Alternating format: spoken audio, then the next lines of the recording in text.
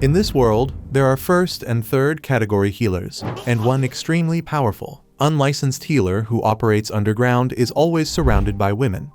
He's always ready to heal and do whatever needs to be done, as long as he's paid the price he deems fair. A young elf girl wakes up and says, "Good morning" to Xenos. Then, she heads straight to the kitchen to prepare for breakfast. A few minutes later, Xenos finally gets up, returns the good morning to the elf, and sits down to drink his black tea. According to Lily, in this world, a healer is third class if they only heal wounds, second class if they heal and comfort, and first class if they make the world a better place. By the way, the story of the Kingdom of Herzith is very much about healers, as they have greatly helped develop this nation, earning them a very important position in this society. The hospital is where healers gather to learn sophisticated healing magic and obtain their license before starting their journey as healers.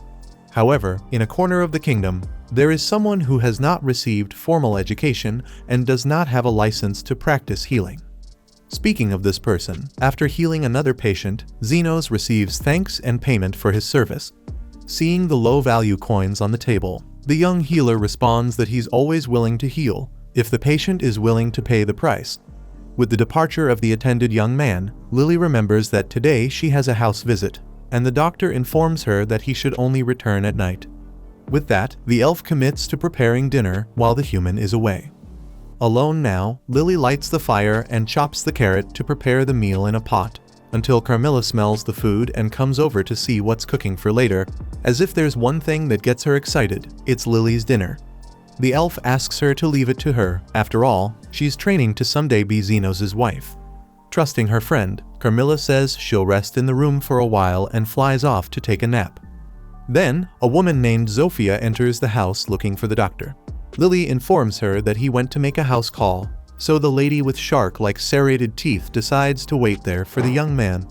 Honestly, she hoped to have that handsome guy all to herself if she arrived early, but luck isn't always on our side. In the following scene, it's time for Linga to enter in search of the most sought-after doctor by the female figures of Herzith. Lily gives the same warning to the Catwoman, who regrets not being able to lick Mr. Xenos entirely while receiving a stroke on the tail, or rather, as you prefer to call it. Zofia informs her that she arrived first and suggests that the beast return home. Then the two start a duel of sinister stares, until Lily joins the competition. Similarly, another woman arrives who manages to be even noisier than the others. Busting through the door, Loa came to play doctor with the doctor. Lily once again informs her that the man is out on a house visit and asks the big woman to fix the door before anything else. When the whole gang gathers, Loa deduces that they came for Lily's food, but Zofia replies that only the big woman would do that. Speaking of the little one, the petite elf collects her secret ingredient and throws it in the pot. Having done that, she invites the girls to eat there when Xenos returns, and Lo makes it clear that that was the idea. Zofia accepts since she's already there, and Linga confirms that she's going to devour the food without hesitation. Thus, Lily looks forward to the group meal and then retires to store the laundry she washed. Zofia confesses that the smell of the food is killing her, and Linga can't hold out until dinner, so she and Lo go to the pot to grab the food beforehand.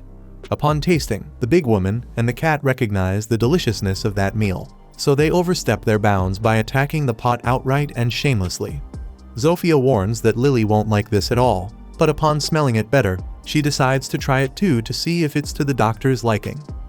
Outside, Lily was calmly doing her chores in the company of nature's animals, and this harmony brought her the peace she needed to lie down on the grass and breathe for a while. Anyway, she wonders if Xenos will come back earlier. Back in the kitchen, the Herzith sweetheart trio had the nerve to clean out the entire pot that was meant for dinner. Boldly, Linga blames the other two, so Lo takes the opportunity to do the same. Zofia questions whether the two are suffering from amnesia, and the Catwoman agrees it's a good idea to pretend they don't remember anything. The big woman suggests that they prepare more food, and the shark-toothed one thinks it's a good idea, but it was already late. Trying to maintain the peace she brought from the yard, Lily arrives and politely asks what the hell happened. Soon, the three culprits are seated at the table to tell the story, but all of them act clueless, pretending they had just arrived. With slightly less patience, Lily slams her hand on the table and repeats her question. Then Zofia spills that the smell was irresistible and she decided to taste a bit of the food. Linga argues that her arms moved on their own, while Lo admits that the stuff was too good. Seeing that the elf is getting angry, the three quickly convene and conclude that the little one is really ticked off. Linga thinks the digestion won't be good, and Lo suggests she consult with Xenos, although Zofia thinks it's a bad idea to bother the doctor with such nonsense. However, unfortunately, the fur on the Catwoman's tail is rougher than usual, but she hopes the doctor will pet it as usual. Zofia thinks it's more likely the guy would inject mayonnaise into his veins, and Linga responds that feeling jealous isn't godly. Meanwhile, Lo believes the shark tooth should be jealous of the buff body she has, even though Linga believes Xenos would prefer 1,000 times a furry tail like hers. Zofia comments that the two are losing focus of the conversation, so Linga bluntly calls the poor woman a big lizard. The lizard calls the beast a little dog, and Lo is sad to be left out of the string of gratuitous insults. Returning to the conversation, Lily makes it clear that Zeninho will be upset if the three of them fight, and that all she wanted was to have a meal with her friends. Facing such a heartfelt outpouring, Zofia lowers her head and apologizes. Linga does the same and commits to helping with another dinner, as does Lo. Either way, the elf regrets that there are no more ingredients to make another meal. Hearing this, another figure steps in to question what was just said, as it certainly does not sound good. Linga is startled and kneels before Carmilla, the ghostly creature who was eager to eat Lily's cooking and has just found out it won't be happening. Because of this, perhaps it would be good to make another stew, but this time with a soul broth to make it tastier. Having said that, the other two culprits also kneel before Carmilla, but Lily has a less hostile idea. Perhaps it would be good to bring more ingredients. Obviously, the three foodies prefer this idea and rush to get what was requested. Next, Carmilla asks if Lily shouldn't have been angrier with them, but the blonde confesses she is serene. In turn, if they had drunk Carmilla's beverages, she would have cursed all the girls. The elf responds that she acts more calmly because she is mature and likes it when everyone is together. For her, the real problem is not knowing if she will manage to prepare the food by the time Xenos returns. Speaking of the doctor, he walks through the city streets in the late afternoon, until a girl passes by him in pain. A man with a malicious tone of voice emerges behind her after searching for her all over. The girl argues that she went to the hospital because of a stomachache but ended up not being seen due to lack of money. The man grabs the girl's hair and makes it clear that having a stomachache is not enough for a slave to take a break. Then he takes her away violently.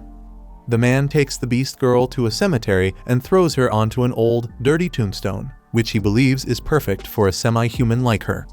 In the midst of this, a shadow emerges from the tomb and enters the woman. Unnoticed, the owner of the servant kicks her belly hard and with disdain and then leaves, saying that the slave will only be fed if she shows results. That said, she gets up and tears the man's stomach open eagerly, as an energetic mass contours her body, as if adding to that disproportionate strength. Seeing that things are heating up, the man runs through a part of the city that is in ruins, screaming for help, until he comes again to Xenos. He pleads for the boy's interference, but Xenos criticizes the self-centeredness of the individual. The man argues that he was just doing his job, but changes the subject when he explains that it was just something related to agriculture. Either way, he is severely injured and is willing to pay if the boy can do something. Thus, at the same moment that the beast emerges again to attack her master, the healer pushes the victim's body to prevent him from dying. With irony, Xenos asks what happened to make the girl so angry. Then he dodges the stones she throws at him. The owner of the servant asks the young man to end the girl, but Xenos refuses, since his job is not to kill people. Outraged, the aggressor insists that an aristocrat like him could not end up dead over such a trifle, and that it's just a matter of buying another slave in her place if she dies. Upon hearing this, Xenos is carried to a traumatic memory and clarifies that his role is to save as many people as he can. At that moment, the semi-human throws a huge rock at the healer, but he imbues his fist with mana and destroys the stone into pieces. The noble is startled and wants to know what kind of healer is capable of doing this. The woman moves swiftly across the battlefield, and the doctor knows that her speed is unusual even for her race. Regardless, with a magic shield, he repels an attack he suffers and isolates the attacker towards a destroyed house. Already weakened, the building lets its wall fall, crushing the aristocrat. After resolving the conflict, Xenos goes to the demi-human to lift her up, but the girl seems too scared to accept help. Additionally, the malevolent aura that surrounds her manifests again with force around her body, so the doctor understands that she is possessed. Then he places his own arm in the girl's mouth and uses his healing to expel the intruder. Trying to understand what kind of agriculture involves servants being possessed by spirits of the dead, the healer destroys that malignant manifestation and treats the wound. Seeing that the boy healed the servant's broken leg in seconds, the aristocrat emerges from the debris and recognizes that this doctor is incredibly powerful. Thinking this, he pleads for help, but Xenos replies that his shift is over for today, so he asks if he can see the man tomorrow. The noble explains that by tomorrow he will already be dead and demands to be healed right now, so the doctor requires an additional payment. Several gold coins are handed over to him, but this is far from what Xenos would like to receive. After all, he is an underground healer and has no license. Therefore, he asks to take the aristocrat's slave as compensation. Thus, the noble agrees and is healed. Xenos takes the beast woman to his house, informs her that he has purchased her, and asks her name. When the girl replies that her name is Till, the man tells her to undress, as her purchase was expensive, and he needs to know if the servant is in good condition. After hesitating for a few moments, the girl does what was commanded. Then Xenos discovers that she has a gallstone, which causes inflammation. Without delay, he completely heals the semi-human, who does not understand how he was able to do this without any enchantment or magic circle. Naturally, she thanks him for it, but her master would like her to also show service beyond just thanking. Till assures that the master can ask whatever he wants, so he hands her a notebook and asks her to look for something. Immediately, the servant set out in search of what had been requested and came upon a plant that was exactly what he had been looking for. Not quite understanding everything, she wanted to know if the job was just that, as she thought there might be more for her to do. However, the healer assured her that her work was done. Even more confused, Till claimed she was still in debt. But as Xenos had already said, she had paid what she owed. In fact, he explained that he always demands a fair price for the work he does, and pays a fair price for what he expects others to do. In Till's case, she found the leaves that he could not have found on his own, which means their value was equal to what the doctor had done for the semi-human. Thus, their debts were settled. With that, the boy tore up the servitude contract and informed her that her life was now her own. Overjoyed, Till admitted she didn't exactly know what she wanted to do from now on, but she was going to live to find out, and she would come back to tell the doctor when she did. Moreover, she wanted to know if she could return one day to see Mr. Xenos again, and he confirmed that she could always count on him as a clandestine doctor, as long as she had some payment to offer, of course. After their interaction, the doctor returned home and was greeted by Lily, who promptly informed him that the food wasn't ready yet. Just then, the three dinner thieves arrived with the ingredients. Along with them, Carmilla appeared to comment that Xenos seemed to have had so much fun it was as if he'd met a new girl. After teasing him, she disappeared just as she had appeared, while Lily celebrated that they could make a lot of food with everything they had brought. Xenos could hardly wait, while Lily committed to making black tea for everyone to enjoy together. After this, we see a man toss a gold coin in front of Xenos, perhaps something he'd never seen in his entire life, the kind of reward the poor never receive. The healer asks Astan what he's implying. Astan, accompanied by his companions, reveals bluntly that they no longer need the healer. Xenos argues he's done so much for them, reminding Astan how he'd claimed they were friends. Hearing this, everyone bursts into laughter, and Astan sneers that the kid remains as naive as when he was a child. In truth, anyone would have done as long as they were disposable and could conveniently serve as a human shield. According to the leader, the poor are just cattle, and it's laughable for livestock to think it's part of the group merely because it's being fed.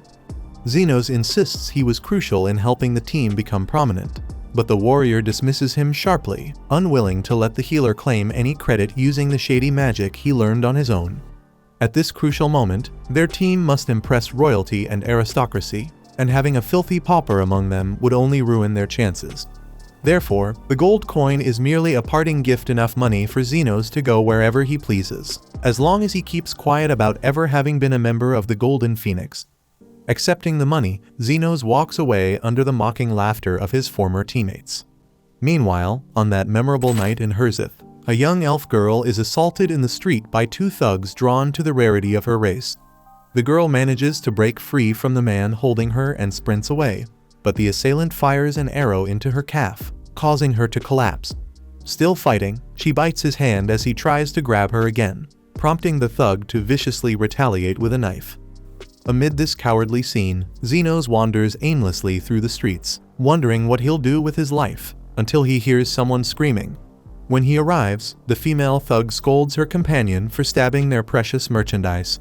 Seeing the child severely bleeding on the ground, Zenos immediately offers his gold coin to buy her.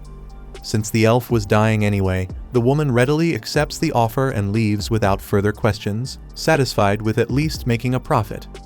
Once the attackers are gone, the girl asks weakly if she's going to die. But the healer does something incredible, completely healing her in the blink of an eye so quickly that she doesn't even comprehend what happened. Overwhelmed, the elf cries with relief and joy. Zenos asks her name, and she introduces herself as Lily, feeling sorry that the man had to spend his money on her. But he reassures her, telling the girl not to feel guilty. Eventually, he introduces himself as an underground healer without any official license, who learned his craft entirely on his own. When he asks Lily where she lives, he discovers she doesn't even have a home, and the growl of her stomach reveals she hasn't eaten for some time either. Seeing this, the healer decides their first priority should be getting her new clothes and some food. They immediately head to a tavern for dinner, and Lily devours her meal as if it were the best she'd ever tasted. Delighted, she wonders aloud why he's not eating as well. But Zenos says he's simply not hungry, though the truth is he's now completely out of money. As Lily eats, he reflects on what he'll do with her next.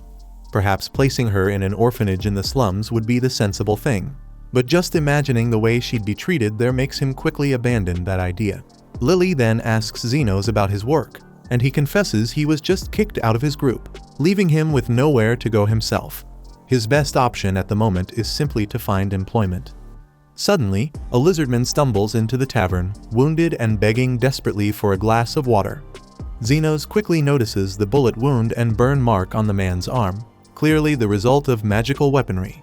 The lizard confirms he was shot by mistake and just wants the agony to end.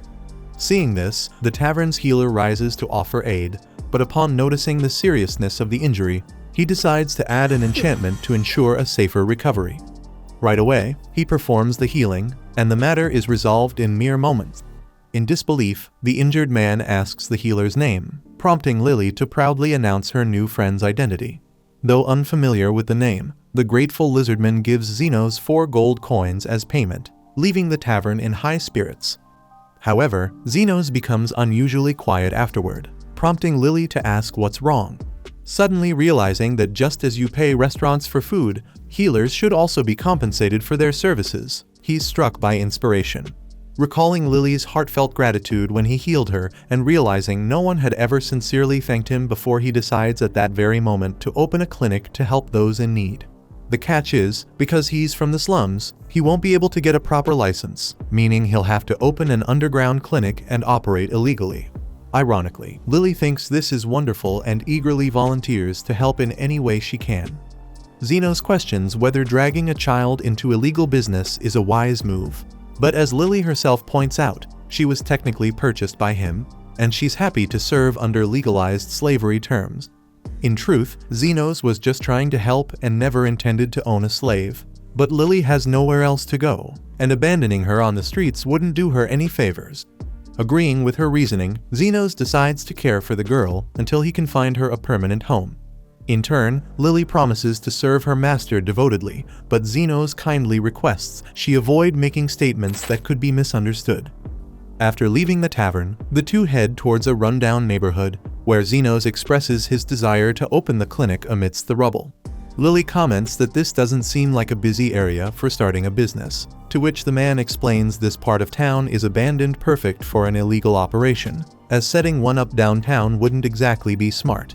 Searching for a house that's at least minimally livable, Zenos finally finds a home to call his own, a charming mansion that could have been plucked straight out of Berlin, circa 1945, after the Soviet invasion. Lily admits it's nice to have a place to stay and all, but honestly, this dump looks exactly like a haunted mansion, and running into a specter inside wouldn't be cool at all. Confused, Xenos asks what she's talking about, prompting Lily to clarify that specters are among the strongest undead monsters. They resemble people, but one touch is all it takes to drain the life out of you until you become nothing but a pit of despair and suffering. In the end, you turn into a ghost forced to obey their every command. In the next scene, Xenos is already opening the mansion's door and walking right in, clearly showing how much he cares about the elf girl's opinion. Seeing how things stand, Lily resorts to some kind of prayer, invoking a radiant, sacred light that drives away darkness and illuminates their path. Xenos, caught by surprise, learns that the girl can actually perform basic magic. With proper lighting now allowing them a good look around, he feels grateful to have finally found a roof over his head. Back in his days with the Golden Phoenix adventurers, he'd spent most nights alone and sleeping outdoors. Plus, the beams here are still sturdy, and with a thorough cleaning, this place would be perfect for living. However, Lily spots a shadowy figure passing by and begins disagreeing even more intensely with her master's assessment. She hides behind him for protection as both suddenly see a spirit floating down the stairs, demanding they surrender the scent of life to her. Lily cries out that this is definitely a specter, but Xenos remains calm as if nothing special is going on.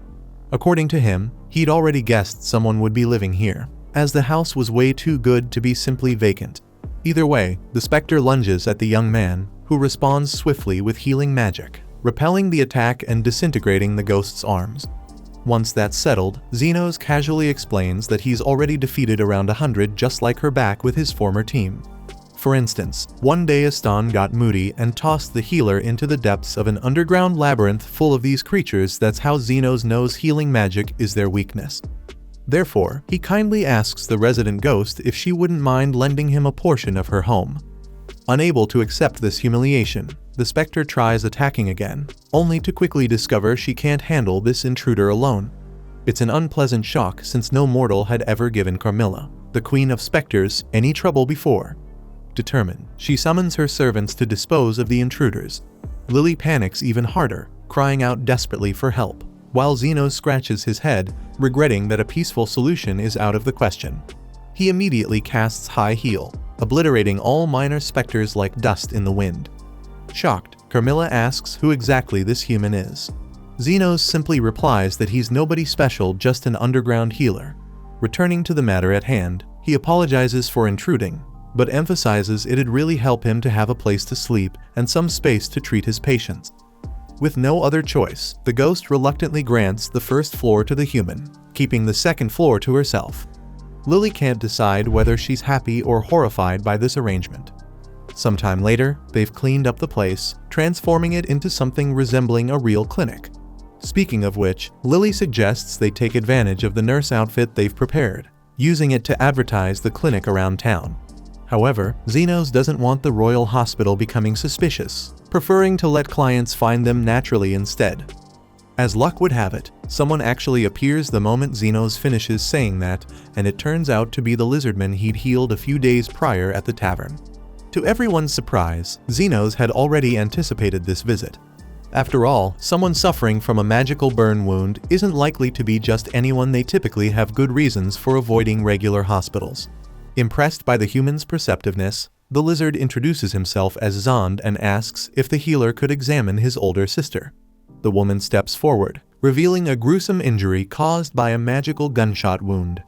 Examining the wound, Xenos believes it must have been inflicted by a poisonous magical weapon. The bullet is still lodged inside, and the surrounding flesh is decaying.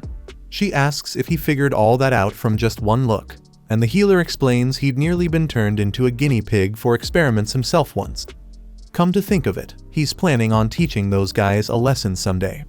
Anyway, after further inspection, Xenos concludes her arm is beyond saving, suggesting amputation before the poison spreads any further. With a resigned sigh, like she'd just lost $5 at a bakery, the woman asks how much this little joke will cost her. Calmly, the doctor states 1 million yen. Her brother immediately protests such a steep price, but she tells him to relax, she'll handle it. Curious, she asks if he's sticking to this price, knowing she's Zofia, the tornado. Hearing this, Xenos realizes he has just scored a significant first client. After all, he knows Zofia is one of the 3 bosses who run the slums, leader of the lizard folk, and a heroine among the oppressed community members who steals from corrupt merchants to support the poor. Nevertheless, Tornado demands to be convinced why she should pay 1,000,000 yen for an amputation. Xenos clarifies he wouldn't charge that amount unless he intended to regenerate her limb entirely. Besides, he's not about to accept anyone acting arrogant in his own clinic, whether they're a queen of the hill or the Pope himself. He just expects to be paid well for his excellent services. In disbelief, Zofia admits she's never heard of a healer who can regenerate limbs. Equally surprised, Xenos had no idea other healers couldn't do it. At any rate, with the patient's permission, the doctor begins the treatment by summoning a scalpel made purely of mana. Zofia finds herself once again astonished by yet another hidden talent of this guy, something Xenos doesn't really get. After all, how else could other doctors possibly perform incisions? Setting those thoughts aside, he applies a healing spell to the affected area to numb the pain, and then proceeds to cut Zofia's arm open. According to him, this is where things get complicated. First, he casts a defensive spell to stop the bleeding, simultaneously applying healing magic to drastically amplify the regeneration of the wounded area. Then, methodically, he restores the bones in the arm first, followed by nerves, blood vessels, muscles, and finally, the skin. Once completed, the Tornado has a brand new arm. Exhausted after flawlessly performing such a procedure, the healer takes a seat to catch his breath. Everyone is stunned by what they've just witnessed. Zahn points to something hanging upside down, asking what that weird thing is, and the doctor explains it's their housemate, a specter. Carmilla comments bitterly that she wishes the human had just died already and leaves. Zahn grows a bit concerned, but Xenos reassures him the ghost girl is actually pretty friendly. Zofia bursts out laughing, remarking that this doctor is as brilliant as he is hilarious, and because she liked him so much, she promises to send her subordinates to Xenos for healing, guaranteeing excellent payment in return. Later that same day, Lily prepares tea for her master and receives a gentle pat on the head, but Xenos can't understand why she's prepared 3 cups. The elf is about to explain that their other resident also enjoys some tea when suddenly the specter herself appears out of thin air, blowing softly on her cup to avoid burning her mouth. Honestly, Xenos finds this concern somewhat peculiar coming from the Queen of Specters. Carmilla seizes the opportunity to tell the human to worry about his own life instead. Lily celebrates the clinic's recent influx of new patients since Zofia's visit, although Carmilla finds it boring that nobody has died yet. Just as she says this, she absent-mindedly takes a sip of the hot tea, burns her tongue, and rushes upstairs. The elf wonders aloud why lizard men are constantly injured, and Xenos speculates it's due to the ongoing war between factions in the slums, 3 of which are composed of demi-humans, primarily lizard men and orcs who are perpetually in conflict. The young man was about to reveal the 3rd race involved when suddenly a loud crash outside the clinic interrupts him, prompting him to guess that the final group has just discovered their location. Moments later, the clinic door bursts open, and in storms a dozen aggressive, intimidating humanoid wolves, led by a woman who introduces herself as Linga, leader of the werewolves from the slums. She demands to know if she's speaking to Xenos, the clandestine healer. Xenos recalls that Linga, known as the Tyrant, controls all illegal gambling operations in the underworld, and he finds it oddly fascinating to see what kind of clients he's attracting. Regardless, the doctor politely informs her that clinic hours have ended for the day, unless it's an emergency. Linger responds bluntly that the emergency is Xenos himself. Her gang is locked in a fierce battle against the lizard faction, yet their rivals keep coming back as if their numbers never dwindle. Eventually discovering the involvement of this clandestine healer, she has decided he needs to be eliminated. As she declares this, Linger raises an axe and smashes it into the clinic's floor, cracking the tiles dramatically. Next, she aims a precise, deadly strike at Xenos' neck, but her attack abruptly halts against a magical shield protecting him. Realizing the situation is escalating, Xenos quietly advises Lily to wait in the back. Linga orders her subordinates to attack the healer, but no matter what they attempt, nothing harms him. It's as if he's made of titanium. Frustrated, the werewolf leader orders her pack to destroy the clinic instead. Xenos tries to warn them against this, but no one listens. Suddenly, the Queen of Specters herself descends from upstairs, fully prepared to obliterate the intruders. Surprisingly though, it's Zenos who asks Carmilla to reconsider her actions. After all, the first floor is his responsibility, and besides, it's a place dedicated to saving lives, not ending them. Nevertheless, he thanks her for getting upset on his behalf, leaving the ghost flustered and causing her to quietly retreat. Ultimately, since werewolves are nocturnal creatures fearful of supernatural beings lurking in the dark, Linga quickly surrenders to the healer, mistakenly believing he commands a powerful specter. The following day, an orc enters the clinic and announces that his faction leader, Lady Lo, requests an audience with the clandestine healer. With a weary sigh, Zenos had a hunch this was coming. After dealing with lizards and werewolves, orcs were the obvious next hurdle. By the way, he recalls that their leader is someone significant who made a fortune mining mana stones. It's only been a month since the doctor opened his clinic, and practically every slumlord has already stepped foot in there. Speaking of which, Zenos wonders if the orc leader is a reasonable person, and the warrior assures him that she is as wise as she is honorable. Reflecting on this, Zenos notes that at least Zofia has been leaving expensive gifts at the clinic every day, and Linga is building a veritable palace next door as compensation for the mess she caused. If the orc boss is anything like these two, there shouldn't be much trouble. Zenos queries why the woman hasn't come herself, and the soldier responds that he would never bring the chief to a place where werewolves and lizards are constantly coming and going, especially since she can barely move. Given the gravity of the situation, the underground healer ends up making a personal visit to the patient, being taken to the absolute middle of nowhere, deep within a mana cave, to meet the much-discussed sovereign of that race. Once there, Lo was visibly pleased on her throne by the doctor's presence. He asks how she came to know of his services, and she admits she would have preferred not to know, given how famous his work has become in the slums following his recent services. Naturally, the werewolves and lizards did their best to hide this rare gem, but Loa decided to investigate on her own and finally struck gold. Zenos is annoyed that his clandestine clinic is more famous in the ghetto than the Syrian-Lebanese hospital, while Lo points out that, from what she's heard, the young man can perform any kind of healing if the price is right, and he confirms that working for free is a bit tiring. Anyway, the orc mentions that she can't move from her spot at the moment and would love to know why. Zenos sees that he's being tested in front of everyone, but he has no choice but to examine the case. Then, he scans the patient's body internally, as there are no visible external injuries. Lo has never seen a doctor do this before, and she has no idea how these guys heal people without thoroughly investigating their bodies. By the way, he discovers a lump in her belly and feels the mana surrounding the object. Lo confirms it's a mana stone enchanted with explosion, and with a ridiculously high potency. Zenos asks if someone put it in her food, but she confesses she mistook it for a rice cake and swallowed it. Out of patience, Zenos heads for the exit, assuring that the gang's queen will soon pass this thing, and she doesn't even need to go to the restroom thrown for it. However, Lo explains that it's not so simple, as she chewed the stone partially, and it won't be long until it detonates, and the orc doesn't want to make any sudden movements precisely to avoid provoking this. The other problem is that her men don't want to leave her side, always swearing to die beside the chief for nothing if she goes up in flames. Thus, Zenos questions what she wants him to do, and Lo is willing to donate her wealth to him. If this stone detonates, it'll be the end of the orcs from the slum, and the leader would rather leave her wealth with someone who would make good use of it.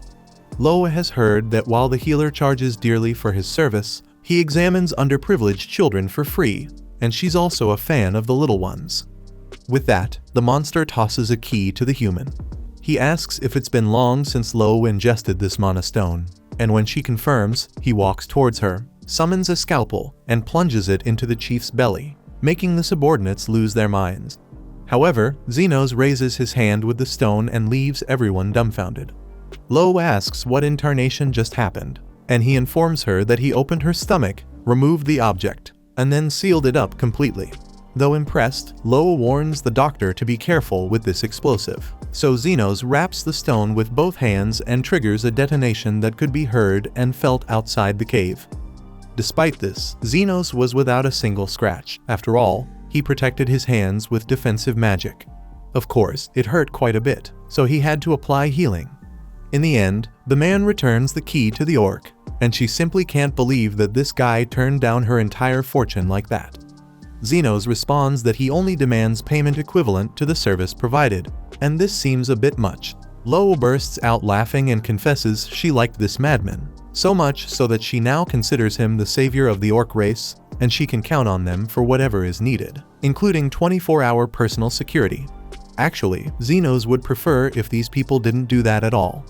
After surviving the risk of turning to dust, the orc felt a monstrous hunger, so she pulls out 2 rice cakes and offers them to the doctor, but he prefers to eat at home. Speaking of home, a few days later, back at his residence, Zenos notices Lily is a bit down, and she explains that Zofia, Linga, and Lo have been visiting a lot lately. Thinking about it now, the guy agrees, since Zofia shows up on the day of the moon, Linga on the day of water, and Lo on the day of gold, and none of them are injured, sick, or anything like that. So the doctor doesn't understand why they keep coming there. Lily wonders if he can't even guess the reason, so he supposes that the 3 of them have a lot of free time. Lily was about to give her opinion, but Carmilla interrupts to say it's love. Definitely, these women are in love with Zenos. He responds that this is ridiculous, seeing as he's just an unlicensed healer operating outside the law, but the 3-year-old Spectre's eyes don't lie. Whenever she watches from the ceiling, they look at him like women truly smitten. Lily admits she's worried, since the 3 are quite beautiful, and Zenos adds that they are also quite troublesome. Finding it funny, Carmilla assures that it's only a matter of time before the next war between factions is over the kingdom's most delectable healer, so it's good for Lily to choose her weapons soon. For her part, the elf remembers she's too much of a tomboy for that, and doesn't come close to the allure of the others. But the Spectre assures that all 4 smitten maidens are equally beautiful. Zenos can't even laugh at this nonsense, just thinking about how absurd it would be. It turns out he didn't even need to think about it anymore, because the nightmare was about to become reality. Sometime later, the first to appear at the clinic is Zofia, the tornado, announcing that she's about to declare war against rival gangs, and wants to know if Zenos is willing to join the lizard men. Following her was Linga, the tyrant. According to her, the time for reckoning had come, and Zenos must join the Lupines for the conflict. Lastly, Lo came to give his message. Thus, a war was set between the 3 factions, with Zenos at the pivot of the chaos, having received generous gifts from each leader to secure his participation. Carmilla jokes that many will die because of the doctor's honey stick, while Lily keeps pouting at every turn. The next day, the fight between the groups begins at noon in an abandoned arena on the outskirts. Accompanied by their soldiers, the 3 leaders meet in the center of the ring. Zofia praises the courage of the other 2 for showing up, knowing they're going to die. Linga finds the joke terrible and promises to show her enemies just how lenient she has been with them from the start. Lastly, Lo ridicules the notion that the opponents think they can face orcs in a mortal combat. In the midst of this, Zenos shouts from the stands to grab everyone's attention. He claims he's not there to stop the fight, since the conflicts between these groups have lasted for years and years, and obviously, there is a lot of resentment built up among everyone. In fact, he only came to say that they should fight until they are satisfied. Lily couldn't be more confused, while the leaders decide that the winner will take the doctor's chastity once the enemies are dead. Without delay, Zofia draws her daggers and nearly hits Linga's neck, who escapes at the last moment, before her head could roll across the arena. Lo launches herself flying at the lizard, who also dodges with skill, sending the orc flying like a bomb onto the gangs. Linga doesn't take it lightly and strikes her attacker with her 2-handed axe, forcing Zofia to block with difficulty. Once again, the brute comes charging with another flying kick, creating a hole in the battlefield, while the lizard leader, after dodging the impact, faces the orc battalion and manages to make some victims along the way. Linga knocks down the lizards in front of her, while Lo crushes the skull of a werewolf who could do nothing to react. From there, the conflict becomes generalized and continues intensely until late afternoon for a good reason. All the combatants agree on one thing: no matter how much they beat and tear at the opponents, they simply don't fall to the ground. Zofia feels her wounds regenerating, until Zenos speaks up again to remind everyone that he didn't come to stop their little scuffle. But since all involved are his patients, he will continue healing each one of them to the end. Realizing that continuing this war is like punching a wall, Zofia sits on the ground feeling foolish for not having realized the situation earlier. Linga has never heard of a healer capable of restoring so many at once, and Lo declares that this fight will never end. Zenos agrees, of course, but not just because of his medical intervention, but because of the infinite feeling of vengeance that crosses generations of each race present and ensures that the conflict will never end, as there are always scores to settle. As such, it's fine for the factions to continue the war, but know that Zenos will charge for each regeneration he performs. Soon, the three leaders burst out laughing and agree that it's not worth giving vent to all this hatred in such a way, so they declare that the war has just ended. Zofia recalls an orc saying, "To offer forgiveness is to have strength." With that, the three clench their fists in the air and decide there's only one fight left worth fighting. Zenos asks what they are talking about, and Lily comments that this guy really is the biggest Chad in the kingdom.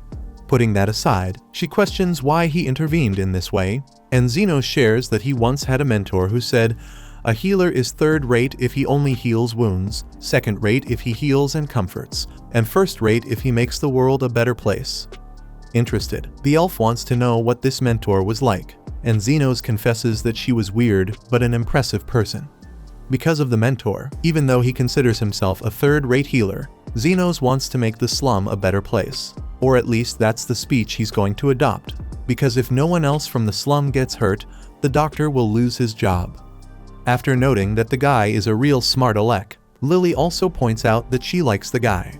He responds the same, but she gets pissed because he didn't understand the tone of her phrase, even though she doesn't want to explain what exactly she meant. Be that as it may, Zenos, who is no fool, announces that it's time to charge for the consultation and head home. The next day, the commander of the division of the Kingdom of Herzith calls the Vice Commander Krishna after hearing worrying rumors about a territorial conflict among the semi-humans in the slums.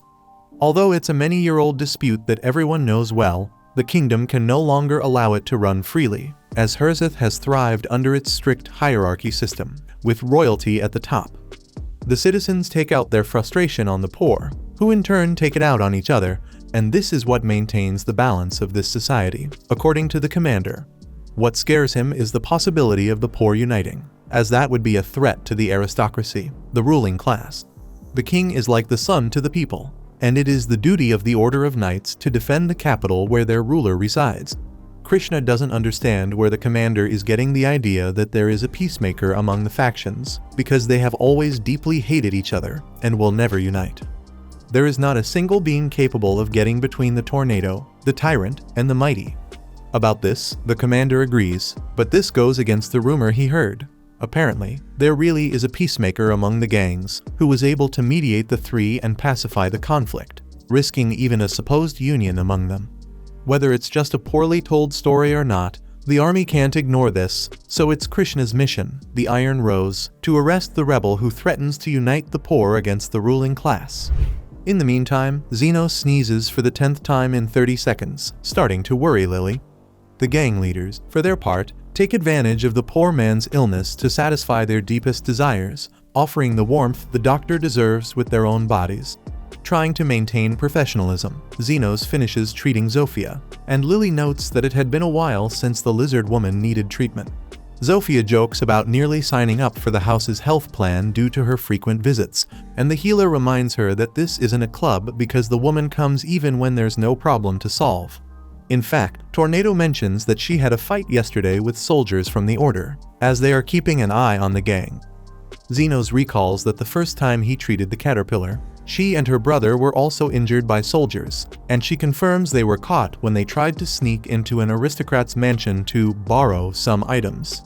Speaking of which, Zond remembers there was a crazy woman shooting with that magical flame weapon, the deputy commander known as Iron Rose, who always opens a portal to hell during her appearances and maintains an expression of indifference on her face while the flames scorch the earth. Carmilla smiles, imagining the mess that would ensue if all the fiery women of this kingdom suddenly clashed all at once. Zenos thinks he's free of this worry. After all, the royal knights wouldn't go after a clandestine healer working in a pigsty. But the persistent specter of Carmilla assures him that's not quite the case. Ignoring the warnings, the doctor invites Lily to lunch. Then the three gangsters butt in uninvited. Zofia wants salad, while Linga wants fish, and Loa wants meat. In turn, Zenos makes it clear that nobody asked them. But the truth is he no longer had any control over his own clinic, which was decidedly dominated by the kingdom's most dangerous criminals. During the meal, before going upstairs for a nap, Carmilla reminds Zenos that he is the only one in the kingdom capable of keeping those three in line, and the young man feels like a beast tamer with this information. In the slums, races that were once sworn enemies began to live together in harmony, and Krishna can hardly believe it when she arrives on the hill and sees the friendly atmosphere. She approaches a random lizard and notes that his race seems to be getting along well with the werewolves and orcs, and the man replies that they aren't so bad once you get to know them slowly. The officer asks what happened to the war between the races. Then the lizard realizes he can't go any further and walks away, emphasizing that he doesn't want to draw attention. From there, Krishna loses her temper and points her pistol at the lizard's belly, but he still refuses to answer, as they all owe a lot to that man. In the midst of this, the lizard sees Zofia and Zond passing by, then shouts the names of the bosses. Quickly, Krishna leaves there to avoid trouble within enemy territory. Upon seeing the lizard leaders, she remembers that the siblings should have been missing an arm, but they regenerated as if by miracle. In search of answers and direction, as she got lost in the outskirts of the slum, the deputy commander reaches Zeno's clinic and asks how to get back to the city. At that moment, Lily appears, and the human realizes she is facing an elf, then points her gun at Zeno's and fires a projectile that emits a purple cloud at the healer. Frankly, the officer hadn't expected to encounter another target in such a place, as she was working a different case while also investigating a series of child kidnappings. Noticing that the elf and the human weren't related, Krishna immediately became suspicious and decided to act. Lily tried to explain to the woman that she had been taken in by Xenos, not abducted, but the human insisted that human trafficking was illegal unless conducted through proper channels. Then, Lily made it clear that the boy had saved her, which made the deputy commander realize she had made a mistake. But regardless, the ammunition she had fired wasn't lethal, though the healer would still be out for a while. After all, she's a perfectionist at her job, but her only flaw is her short fuse. Out of nowhere, Xenos himself, now awake, corrected her, saying that her only flaw was actually her terrible sense of direction.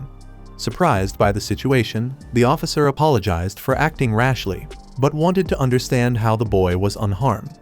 Xenos explained that he had simply used defensive magic, which Krishna didn't understand, as it shouldn't have been enough to stop her magical weapons. With that, she approached the man and verified that he indeed had no injuries, commenting that these days, many unusual things happen. For his part, Xenos replied that getting shot by someone he'd never met fell into that category for him. Krishna then asked if the young man was some sort of renowned sorcerer who had dedicated his life to defensive arts from an early age and had mastered this field of study to be known as the one who worked hard for defensive magic. First of all, Xenos said she was wrong. Second, he stated that she was terrible with names. The thing is, you might fool others, but Krishna assured that no one could fool the deputy commander of the Royal Knights Order. Hearing the woman's important title, Xenos and Lily were astounded, while Krishna demanded that the young man cooperate with the investigation. Given the gravity of the situation, Xenos hung a flag from the ceiling to signal that no one should approach the clinic, then sat down with Krishna to see what she really wanted. The officer revealed that she was in the slums on a secret mission to locate and arrest an individual. Xenos found it curious that the woman was disclosing all this, given that the mission was supposed to be secret, but she replied that it was every citizen's duty to cooperate with the Order of Knights. Since that was the case, he asked whom she was looking for, and she whispered, "The mediator, the one who had settled the disputes among the factions in the slums." Xenos spat out his tea the moment he heard this, while Carmilla appeared with that look that spelled trouble. As a defender of order, Krishna could not ignore someone who held such power, but she assured that she hadn't taken anything from the semi-humans, even after threatening them. Since this person seemed to have a good handle on controlling these races, the woman had no doubts that he was a servant of the devil. Xenos argued that perhaps the guy just didn't want to stand out, and that leaving him be might be the best option. Krishna then asked if he knew the mediator, but Xenos replied that it was just his intuition talking. The problem, according to the officer, was that allowing someone like that to act of their own volition could pose a threat to the entire nation in the future. Lily didn't believe the mediator was thinking on such a scale, as even though he was strict about money, She bet he didn't like to see people getting hurt.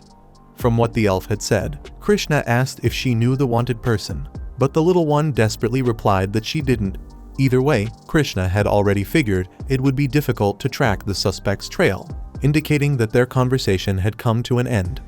Zenos then committed to showing the way to town, and even though the woman noted that this guy seemed very eager for her to leave, she decided to get up to depart.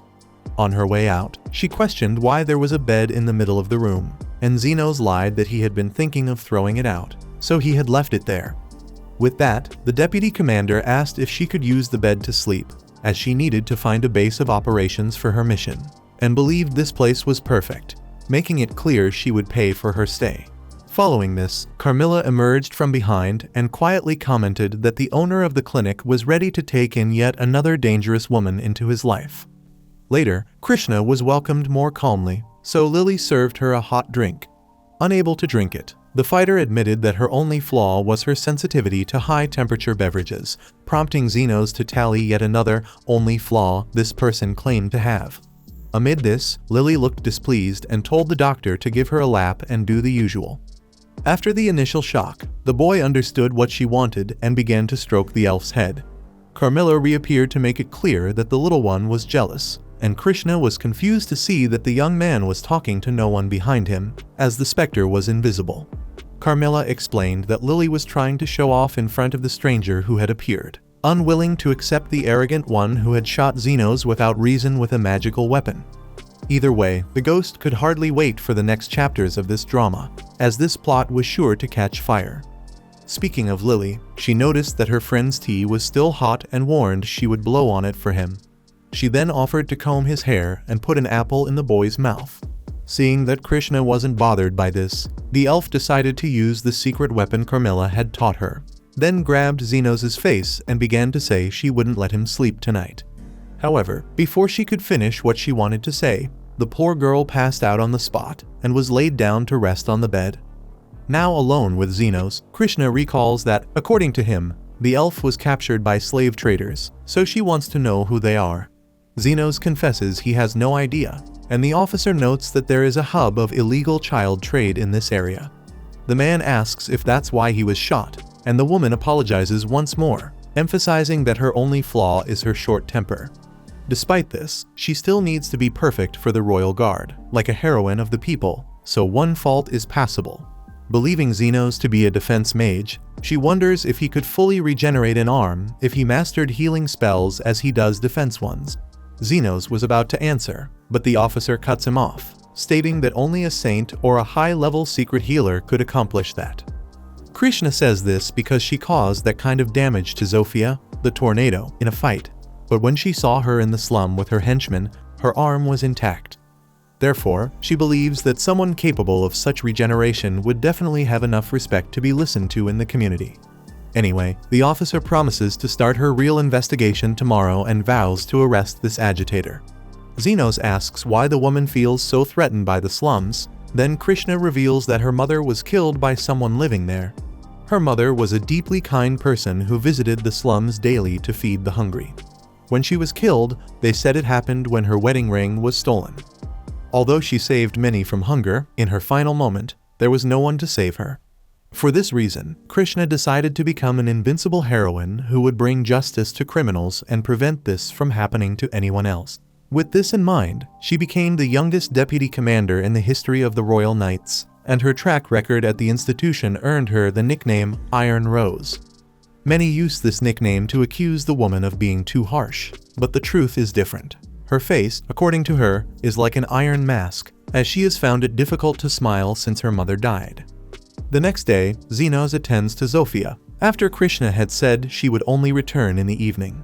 Carmilla comments that the officer's story is not so uncommon, for when you live 300 years, you are sure to see many cases where a person's life was turned upside down for various reasons.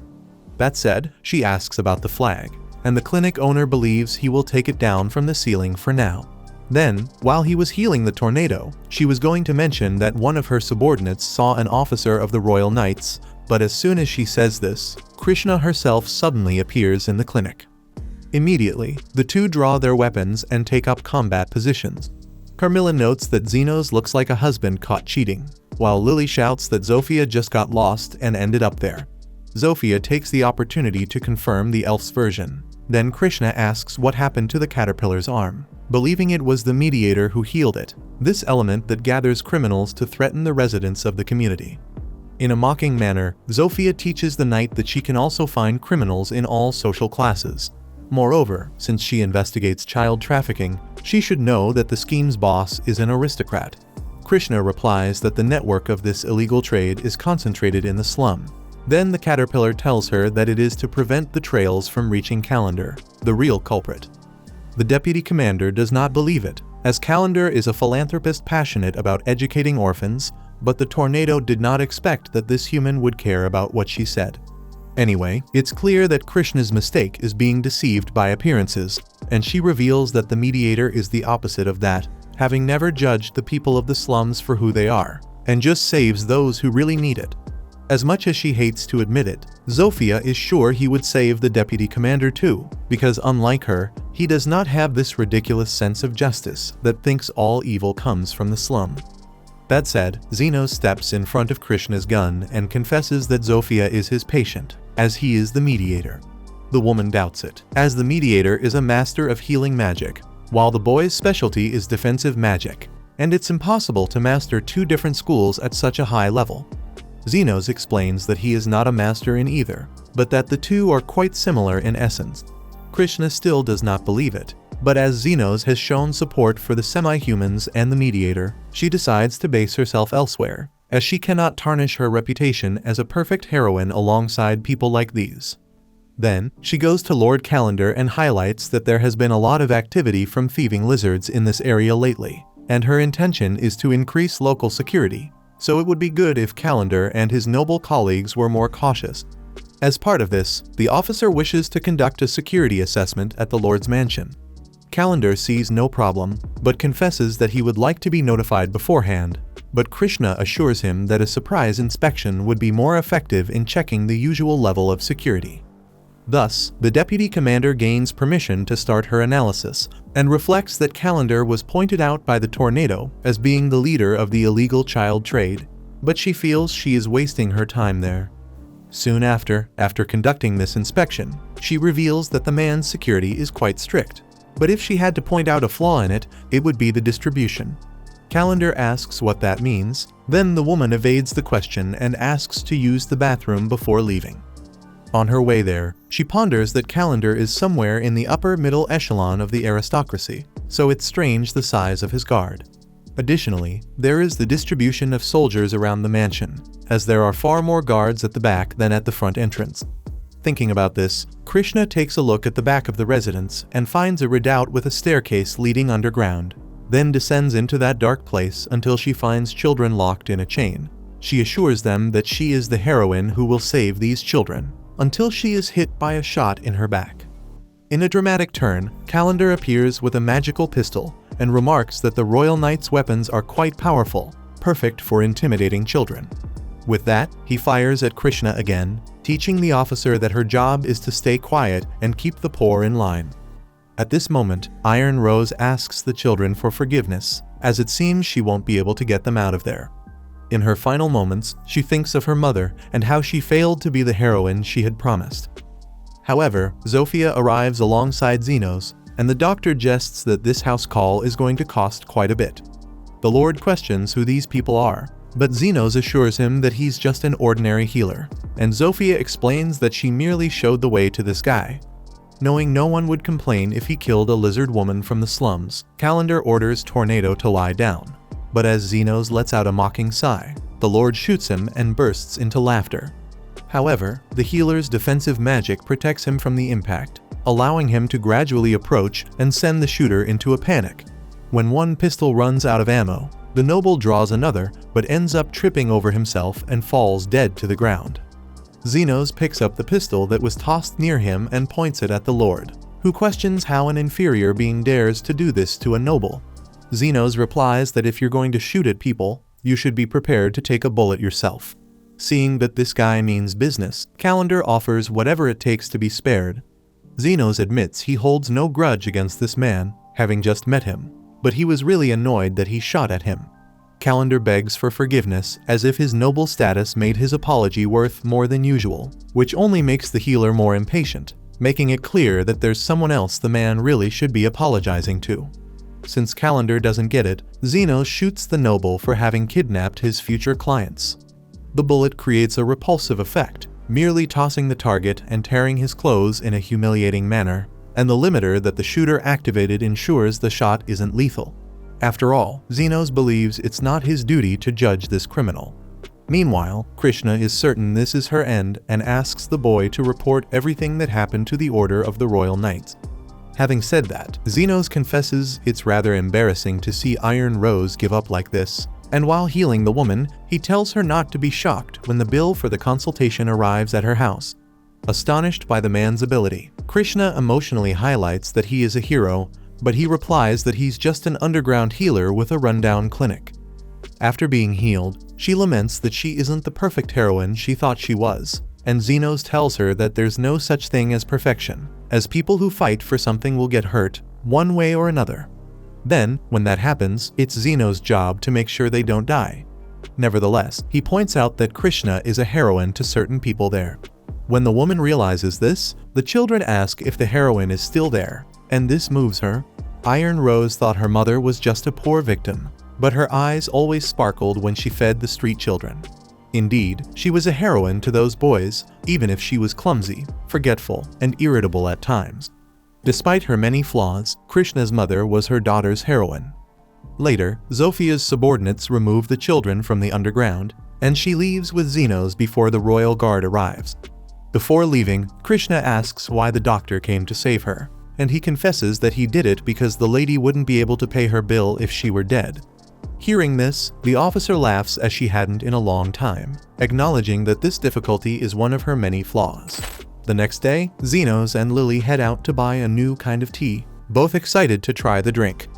Years ago, on those very same streets, Zenos was just another homeless man among the many scattered throughout the city. One day, while wandering around, Astan came across the healer sitting with his head down at a street corner and invited him to join his party. After all, the guy probably didn't even have a place to sleep. Zenos didn't believe someone from the slums could ever become an adventurer, and Astan admitted that, yeah, usually they couldn't. But if you've got the drive and the talent, where you come from doesn't matter. Zenos mentioned he knew a bit of healing magic, but Astan was skeptical after all. Healing arts required serious study, something a slum dweller could never manage. Even so, he kept the offer open and reached out his hand, not because he believed in Zenos, but because he needed a free servant, and he made that perfectly clear. Sometime later, they were on another mission together when they ran into a wolf. The warrior got slashed across the arm, and Zenos quickly healed the wound. Even then, after defeating the beast, the party leader decided Zenos was useless dead weight. That same day, he was kicked out in the most humiliating way. Back to the present, the Golden Phoenix has a new member now. As they head toward a dungeon, Astan grumbles that the place is way too far. Sure, it's a chance to impress the 7 great nobles, but it feels like a waste of energy. One teammate admits he's still hungover, and the archer just wants to finish the job and get back to drinking. The mage thinks that's a great idea, especially since that waitress's eyes lit up when they told her they were part of the Golden Phoenix. Astan finds it amusing that their flawless monster-slaying reputation has reached even this remote place. Speaking of monsters, the first wave appears ahead. The leader draws his sword and announces it's time to gather some pelts for Lord Fennel. He tells Guile to cast a defensive spell, and Guile activates Encapsulate, a barrier spell that coats the body in a protective shield. Dodging the monster's first lunge, Astan is confident he'd never be hit by such a weak creature. But right after, he suffers a severe burn on his arm. Things only get worse when the archer takes a bite to the neck. Astan immediately yells for Andres to launch a spell, but the mage is frozen with fear and can't act. Meanwhile, Guile's shield spell isn't working properly, probably because of the hangover. With no other choice, Astan orders a retreat. After the escape, he demands to know how his team struggled against mere B+ rank monsters. Andres fires back, saying the leader didn't exactly shine in the fight either. Guile then asks if Zenos' healing was actually fake, and Astan insists it was. Still, maybe it's time to hire a real healer, not a worthless peasant like that one. Soon after, they bring on a healer named Amin. But she's quick to temper expectations. She mostly works in the capital and has no experience in real combat. In fact, she's not even sure why a famous group like the Golden Phoenix would want someone as average as her. Astan simply replies that they've got their issues. Guile asks whether Yuma, the archer, will be okay. Yuma says he'll probably survive, but won't be adventuring again anytime soon. Astan takes this as proof the guy didn't belong in the team anyway, and that losing an archer won't make a difference. The mission will continue. Lord Fennel wants a scarf made of fire fox fur for his daughter's birthday, and Astan won't pass up a chance to impress a noble. And so, the group enters the cave. The leader draws his Hunber blade, promising to slice the foxes into pieces. Just as he finishes speaking, a fireball flies at them, one he's forced to deflect with his sword. The foxes had set an ambush and were now charging at full speed. Astan orders Guile to cast a shield, then rushes toward one of the beasts, starting a fierce duel. After deflecting another fireball, a splintered flame hits Andres in the stomach, knocking him out of the fight. But worst of all, even the strongest warrior in the party, Astan himself, can't land a single hit. It's like his body has suddenly become sluggish and unresponsive. Yuma warns that Andres will die without proper healing. Guile panics and asks what they're supposed to do now. With fire and chaos all around, Astan feels a crushing pressure closing in from every side, and decides to retreat once more. Outside the dungeon, Astan lashes out at Guile for failing to cast the buff again. But Yuma argues that the shield spell did work, otherwise the mage would have died on the spot. The leader demands that the healer fix the problem, but she explains she needs to tailor the spell to the nature of the wound. She did all she could, but Andres needs to be taken to a hospital with fully equipped healing circles. Astan says there's no time and tells her to figure it out, but she insists that not even top-level healers could do anything in these conditions, maybe a saint or elite magic users. Right then, Astan finds himself wondering if their troubles began the moment he kicked out Xenos. Though he still refuses to believe a useless peasant like that could have actually been any good. Days later, after Lord Fennel's daughter's birthday had already passed, the Golden Phoenix visited the noble's estate without the fox pelts. Astan wasn't even received by Fennel himself. Instead, a steward met them, saying he felt foolish for ever placing hope in this adventuring team. After all, the Lord was left embarrassed, having nothing to give his daughter at her party. Astan could have just admitted that he wasn't going to make the deadline, but, true to his cowardly nature, he lied, blaming it all on a supposed betrayal by a former teammate named Xenos. Then he remembered he'd taken care not to record anything about Xenos' time in the group. He didn't want some slum rat appearing on the team's official records. So, he let the subject drop and asked for another chance, promising to recruit members who could actually get the job done. After landing another opportunity, the team leader sets out to find Xenos, thinking the guy must be desperate to rejoin the Golden Phoenix. As much as he hates to admit it, deep down he knows it was that healer who kept things together. Back when Xenos was part of the crew, things actually ran smoothly, so maybe, just maybe, this is his shot to get the group back on track. Wasting no time, he and Guile head straight for the slums, only to find the three races living in peace, something he never thought he'd see. Since he once gave Xenos a gold coin as compensation, he figures the guy must have returned to the outskirts. So, he hires the three demi-human bosses to help track him down. First up, he visits the lizardfolk leader, but Zofia is quick to say she's got more important things to do, like checking in with the doctor. Astan catches himself thinking how stunning she is, and how, once he becomes a noble, he could add her to his collection. But anyway, he lays out his real purpose. He's looking for a man named Xenos. The tornado bursts into a loud, echoing laugh after all. She's staring straight at the fools who kicked the doctor out of their team. And just to rub it in, she points out how ridiculous Astan looks. That sets him off, and his hand moves toward his sword, Hunber. Instantly, all of Zofia's underlings are ready to pounce. She tells them to get lost. Xenos has far better things to do than listen to two sorry losers. Astan snaps back, demanding to know if she realizes who he is.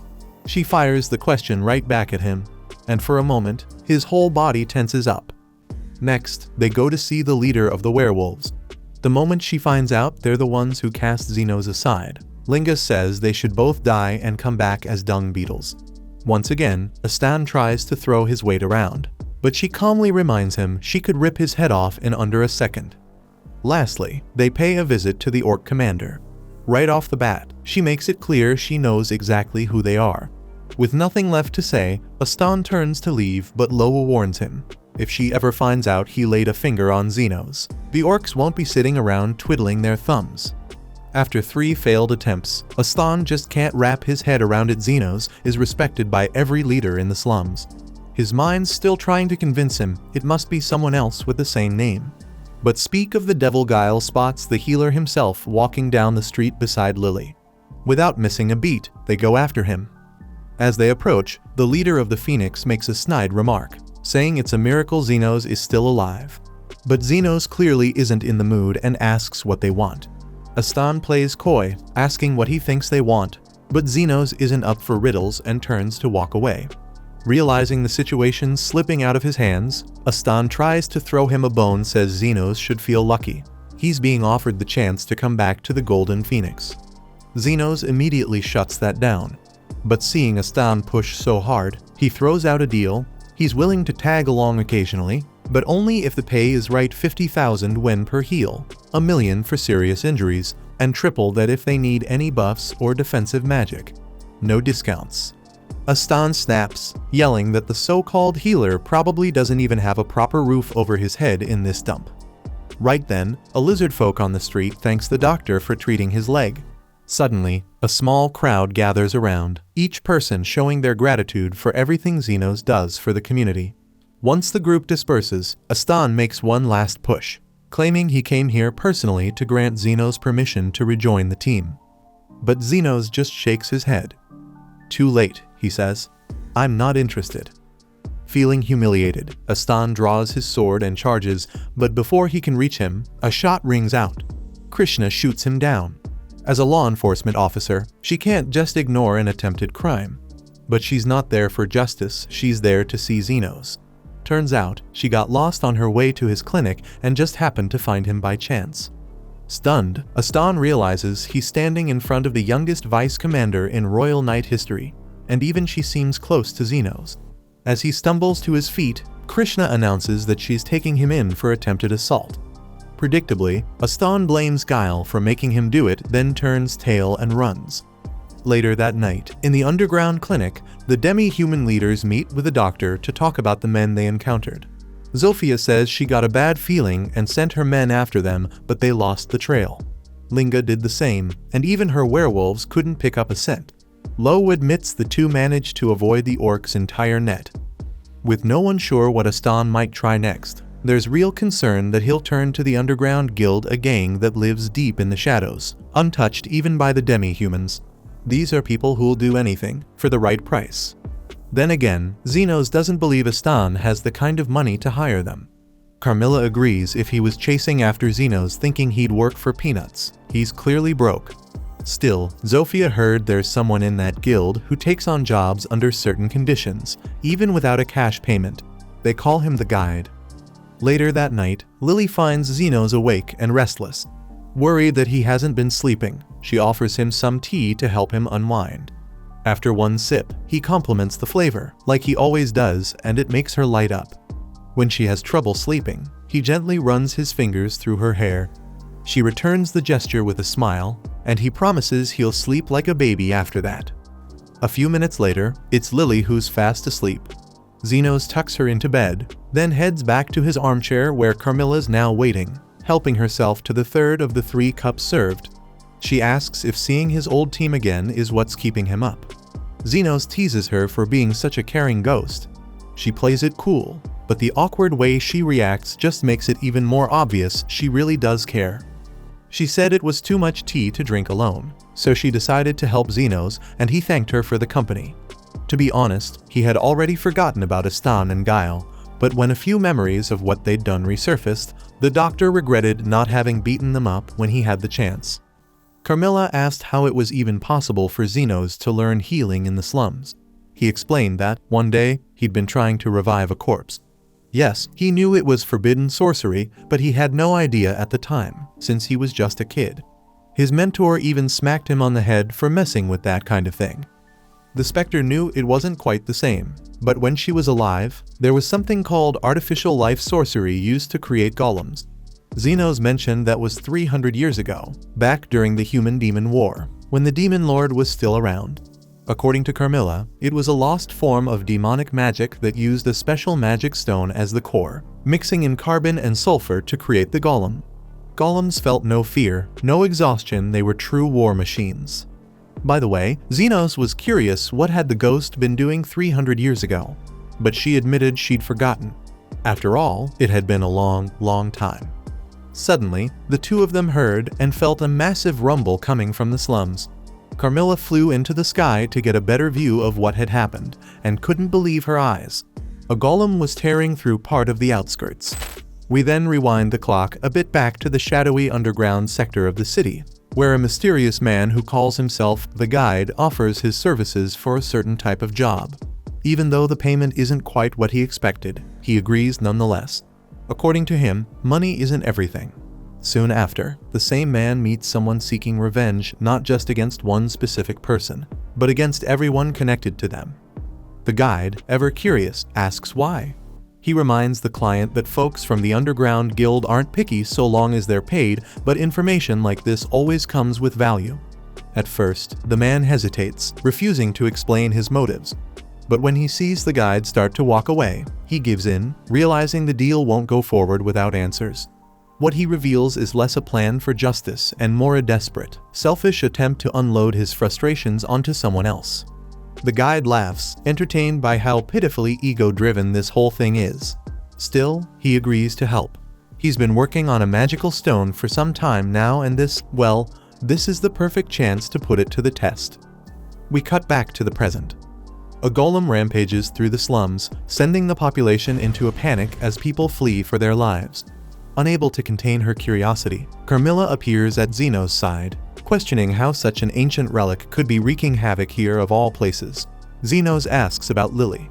Carmilla explains the child is asleep. If she saw this monstrous thing, the nightmares would be unbearable. Just then, the three leaders of the slum factions arrive, having heard the destruction echoing through their territory.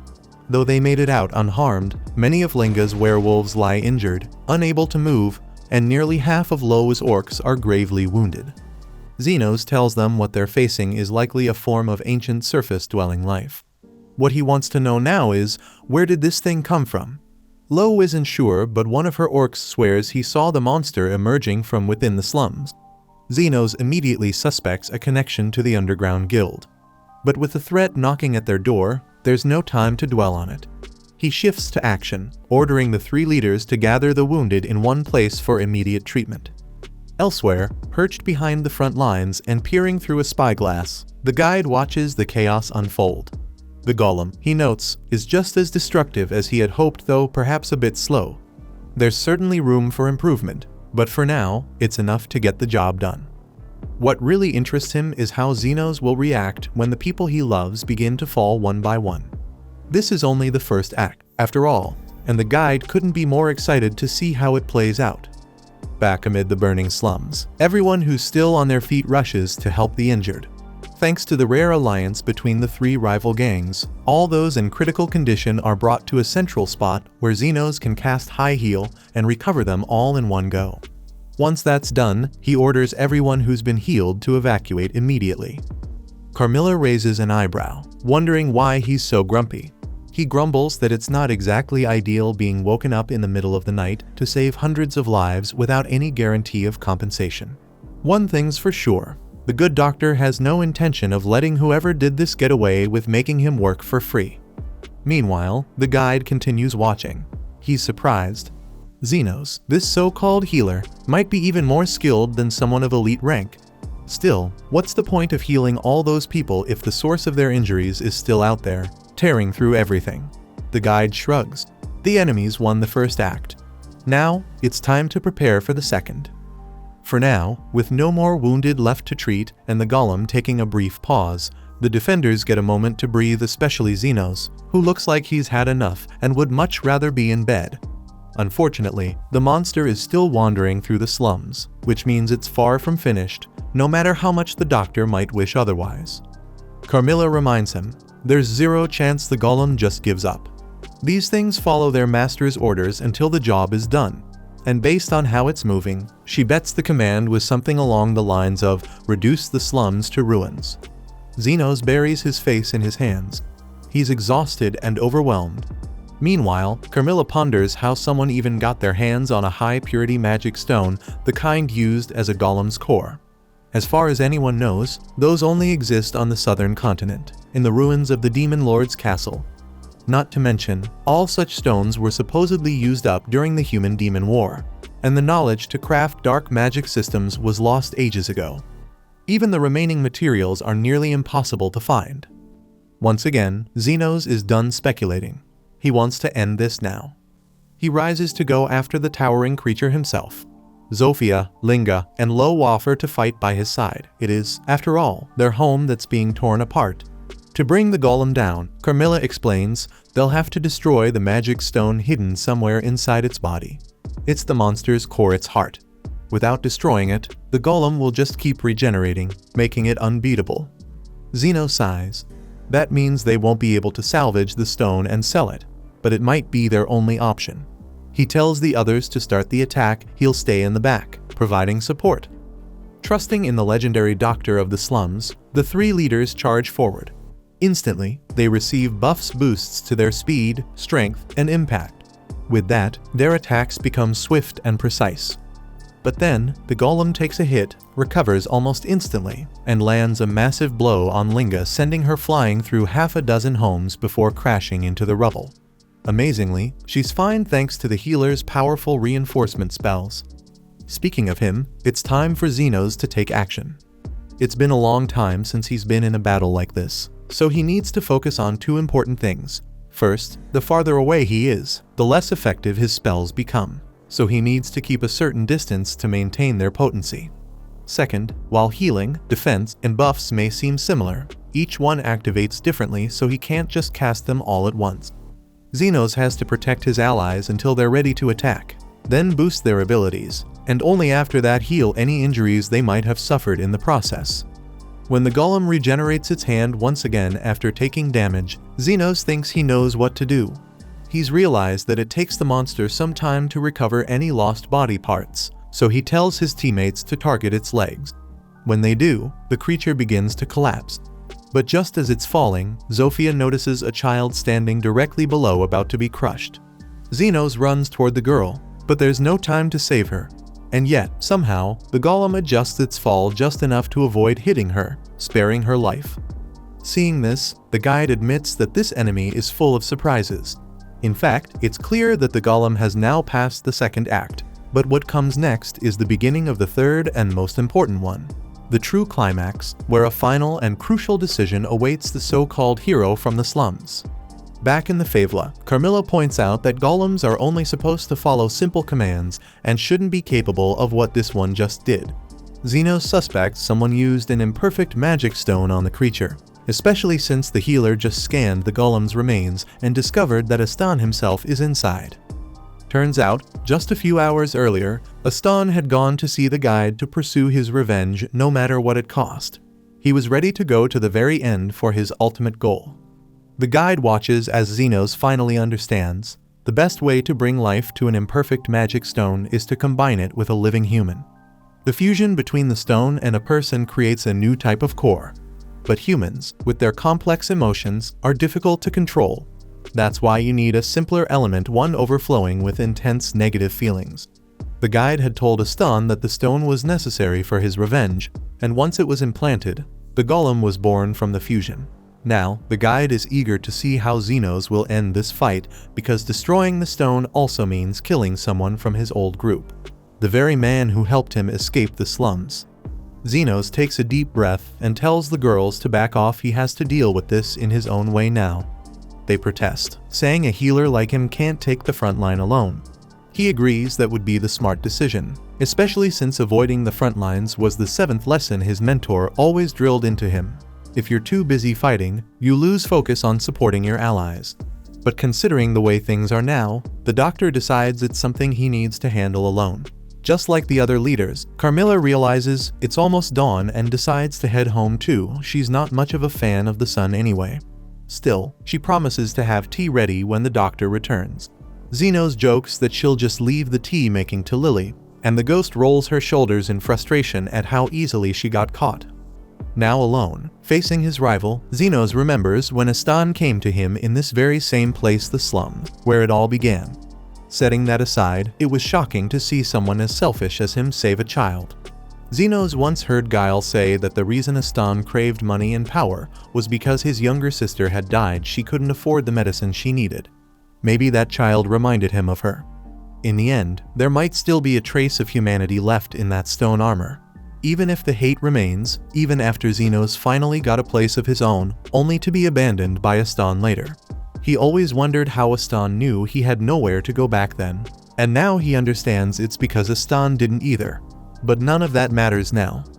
Dodging a crushing blow from the golem, Zenos uses his magic scalpel to slash off the creature's arms and strike at its chest, piercing deep enough to tear a hole through its core.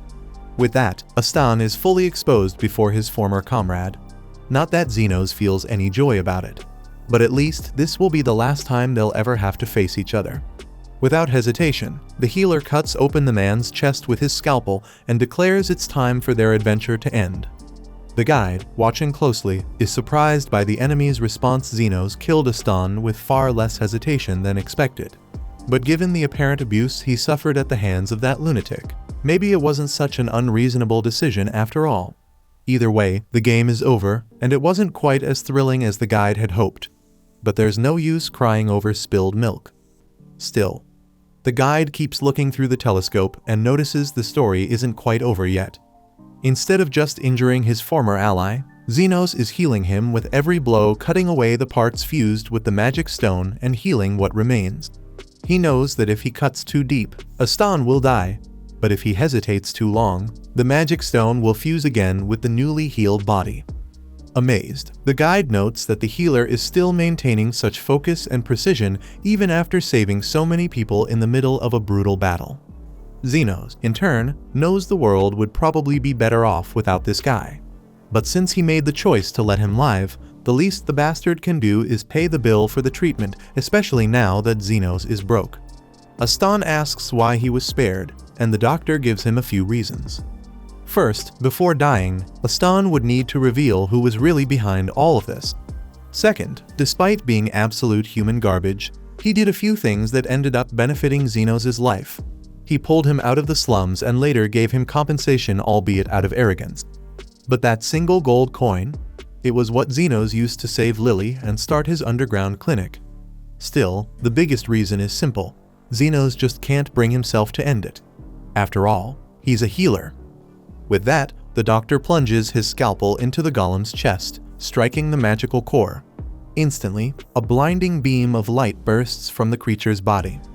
Once he's saved, Astan, visibly ashamed, admits that Zenos really is something else. Even after everything, the healer still chose to let him live. So he asks, "Is this your revenge?" But Zenos never thought that far ahead, he just acted on instinct. In the end, Astan reflects on a life spent using others and finally acknowledges all the harm he caused. It's honestly laughable.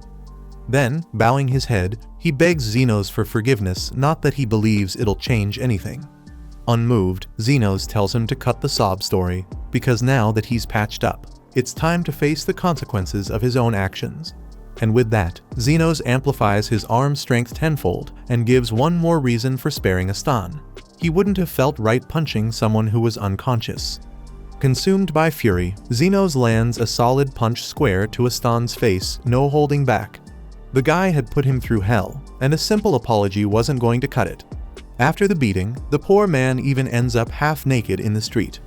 Some time later, Astan wakes up thanks to Krishna's persistence. It's the second time she's come to the slums with reports of monster attacks, and the second time she's run into this guy. That aside, Zenos explained everything to her. It's honestly a miracle no one died in a disaster of that scale. Still, despite the happy ending, Astan's facing charges for assault, prison escape, perjury, revenge attacks, property damage, and public indecency for walking around naked. To make matters worse, Krishna tells him that Zenos took his sword. It's a top-tier weapon, and selling it should cover some of the damage costs. Besides, Xenos was the one who found it in the first place. On top of that, the doctor left behind a single gold coin and a final message: their paths should never cross again. Aston breaks down in tears like a child. Meanwhile, Xenos feels so drained he could collapse at any moment. The girls offer to help him walk, but he insists they take care of themselves. They must be exhausted too. Even so, they insist on carrying him. After all, he's always the one looking after them. It's time they return the favor. Somewhere in the middle of all that, the guide decides to disappear for a while. Eventually, Xenos will cross his path again, and when that time comes, they'll get to play once more. When Xenos finally returns home, Carmilla teases him, saying she hoped he had died so she could have a few peaceful days again. But Lily rats her out. Carmilla was actually worried sick. As for the elf, she never doubted for a second.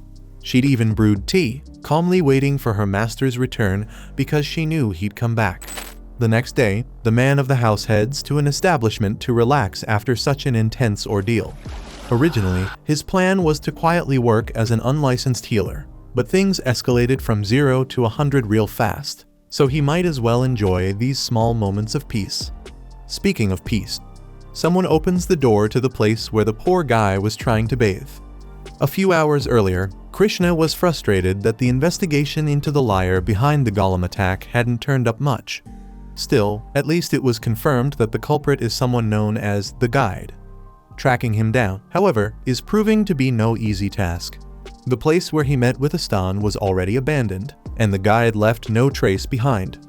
Zofia did some investigating herself and found out that the guy joined the underground guild only recently, and word is, he doesn't socialize with anyone.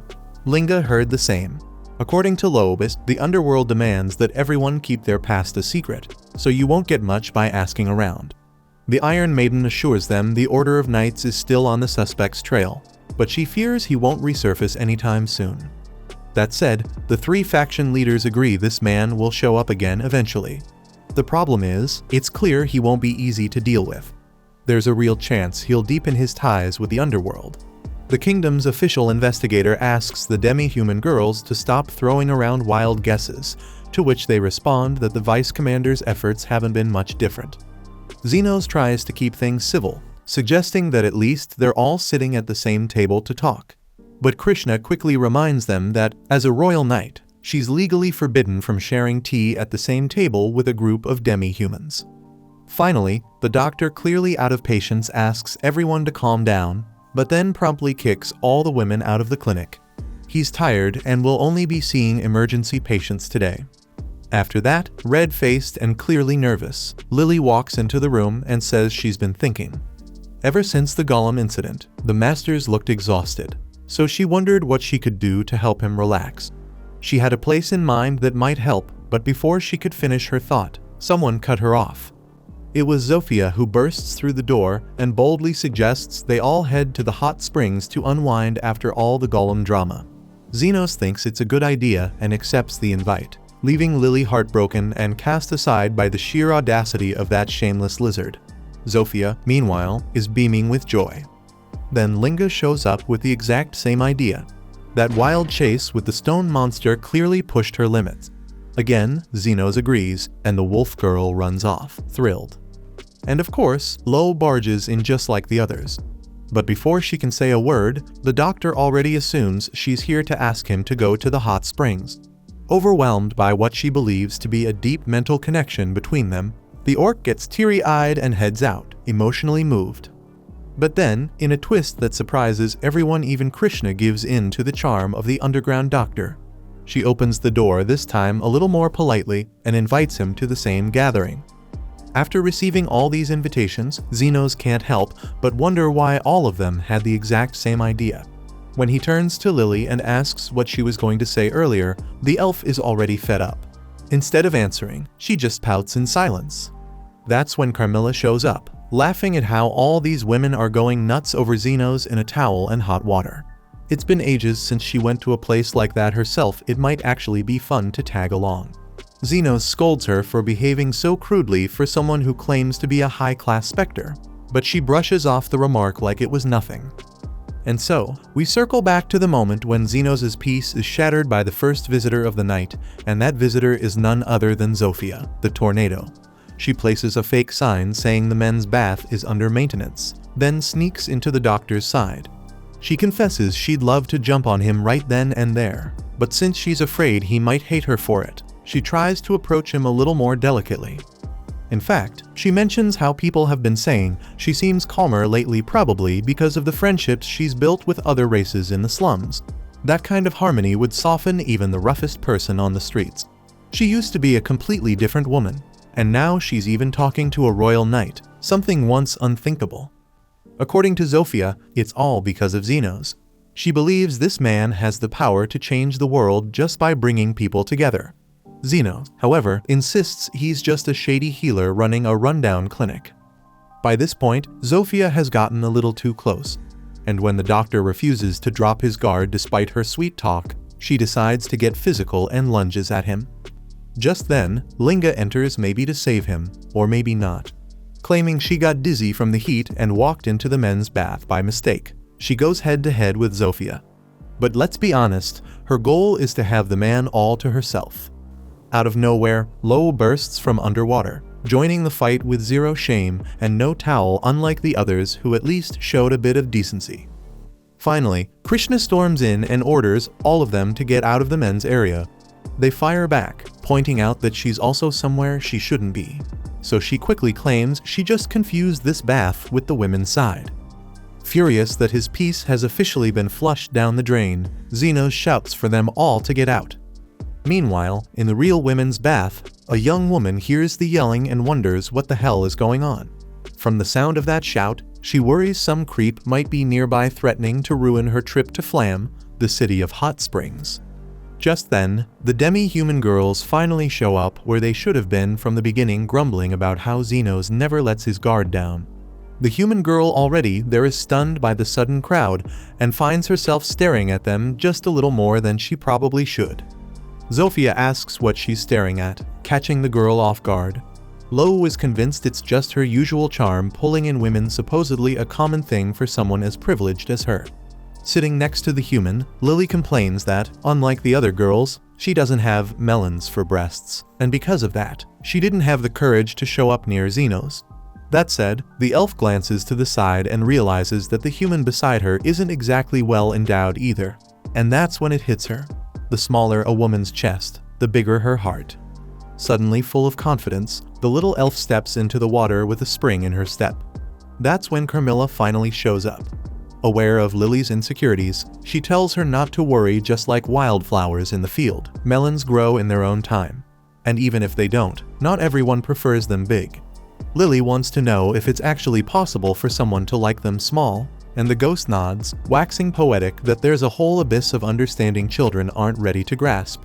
Feeling oddly encouraged, Lily mentions that Carmilla looks even more transparent than usual, so the ghost jokingly pretends to vanish forever, sending the elf into a panic. Meanwhile, the unknown human woman notices the ghost's presence and, without hesitation, prepares a sacred spell to attack Carmilla, who bolts through a wall, leaving her towel snagged in the women's area. At that very moment, over in the men's side, Zenos sighs, already fed up. Even the ghost came to ruin my day off. The human, confused, starts to believe it was all just her exhaustion playing tricks on her. She gives up the hostile attitude and decides to relax a little. After their soak in the hot springs, the group is treated to a feast. However, Krishna sits apart from the rest, as she'd mentioned before. Sitting with demi-humans goes against the code of the Knight's Order. The group calls her over, asking her to join them, but she keeps refusing, still crying over the fact that she has to spend her one day off with this group of weirdos. It's clear she's just being dramatic, but Zenos doesn't have the patience for that, so he lets it go. Speaking of weirdos, he asks where Carmilla's disappeared to. Lily explains that she went off to drink alone in her room to unwind. After dinner, Zenos tucks the young elf into bed, only to find the ghost waiting for him in his room. She asks if the feast wasn't to his liking. He says it was, but things took a turn when the girls started a drinking contest, with the winner getting to sit in the doctor's lap. That got a little out of hand, to say the least. He sighs, lamenting that this trip was supposed to be peaceful. Not that. Carmilla chuckles, understanding his frustration, but urges him to enjoy these lively moments while they last because soon, everything will get complicated again. Curious, Zenos asks how she even got there, especially since she can't be out in the sunlight. Carmilla explains that her body is so subtle it barely exists, and she can possess objects she's emotionally tied to. For instance, she inhabited the staff Lily carried around all day, which, once upon a time, belonged to the ghost herself. Speaking of which, Zenos asks what she used to do when she was alive, but Carmilla claims it's been so long she can't even remember anymore. The healer picks up on the fact that she clearly doesn't like talking about her past, so they both go back to drinking in silence. The next morning, at the same hot spring inn, the fire monostones powering the oven suddenly explode in the kitchen, severely injuring a man, leaving him burned and lying on the ground while his wife screams in panic. The girl from the night before the one bathing rushes in to help. She's a healer, and immediately starts treating the man, but from the state of his arm, she concludes it'll likely never heal. Just then, Zenos arrives, having heard the explosion, and introduces himself to the two women as just another guest. The healer explains there's a hospital in the city center where the man could be properly treated and asks Zenos to help carry him there. But to everyone's surprise, the man says that won't be necessary. Lily shows up, panicking, but Zenos calms her down, and just when everyone thought he was about to walk away, heading to the carriage waiting outside the inn, the healer turns back and fully restores the injured man, leaving him as good as new. The young healer is stunned. The kind of treatment she just witnessed could only be performed by a saint or some top-tier professional. Still in awe, she later returns to her kingdom's castle and reports everything to a superior. The man listens intently, and although elite healers like that are said to be fewer than 10 in the entire world, he says there's no rush to investigate this Zenos guy. It's hardly a top priority. But when the girl mentions that Zenos was wearing a long black coat, something clicks in the superior's mind. Suddenly, he changes his tune and decides to track down the mysterious healer immediately. The girl asks what changed his mind, and the man simply says he felt like meeting this fellow elite healer. Some time later, Zond barges into Zenos' clinic carrying a man who collapsed coughing up blood, and that man turns out to be the very healer sent to investigate the underground doctor. After just a brief consultation, Zenos diagnoses the man with red lung, the same disease that once caused a widespread pandemic, sending countless people to an early grave. Supposedly, red lung had been wiped out thanks to a cure, yet somehow, it's back in a new and more aggressive form. Once Zenos finishes his diagnosis, the patient suddenly sits up as if nothing happened. He praises the doctor's sharp instincts and finally introduces himself. Bernardo Becker, elite healer of the Royal Hospital. Though, truth be told, he admits he's never been great at healing magic himself. Then, the healer from the hot springs inn arrives, and Bernardo greets her as human. She's furious her superior had fallen seriously ill and had the nerve to ask her to support him while being dragged to this clinic. Coughing up blood, Bernardo argues that it was the best way to find the underground healer. He then pulls a healing potion from his pocket and drinks it. He admits he took a drug that mimics the symptoms of red lung, hoping someone would rescue him and bring him to this exact clinic. Now that he's taken the antidote he made himself, he'll be fine soon enough. Zenos realizes that this is the very doctor who developed the cure for the pandemic disease. Human confirms it proudly, saying it was the treatments he created for a few illnesses that earned him the title of elite healer. Trying to stay humble, Bernardo Becker brushes it off as no big deal.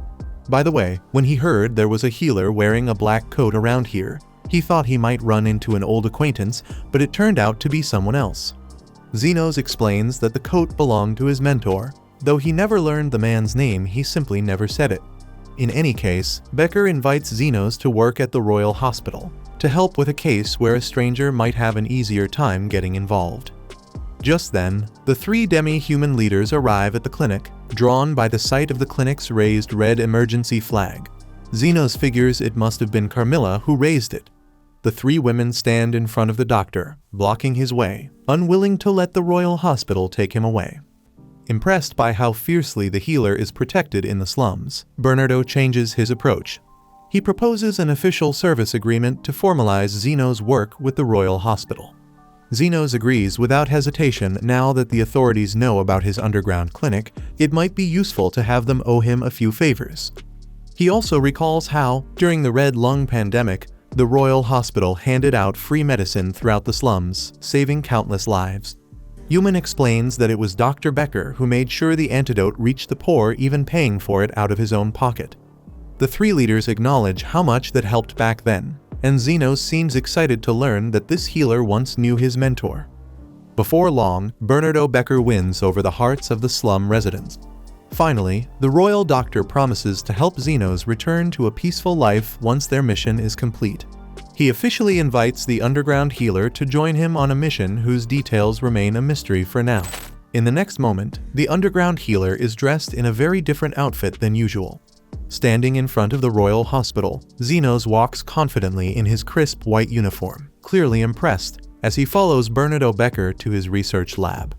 Honestly, the sheer luxury makes his head spin, and he asks if there isn't at least one dark and damp room around here. Yuman tells him to stop acting like he's from the slums, at least while he's in this place.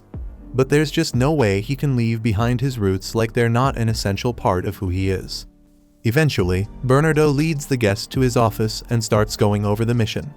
But before he can say anything, Zenos takes a wild guess. It's about missing people.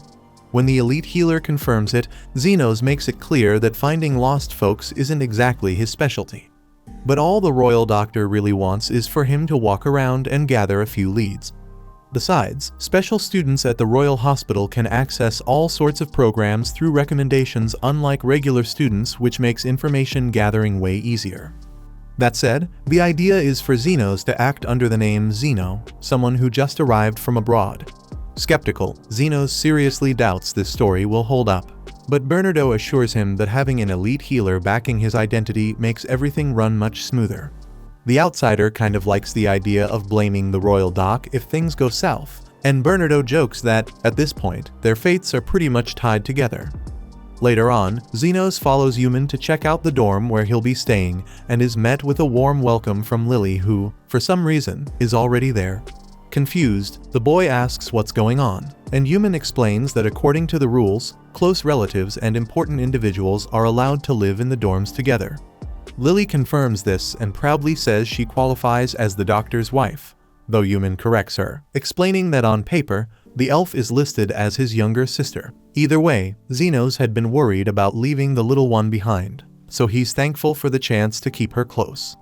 Eventually, Yuman leaves, letting the new resident settle in. The first thing Lily does is offer him food, a bath, and, in the end, herself. Zenos, taken aback, asks who taught her to talk like that.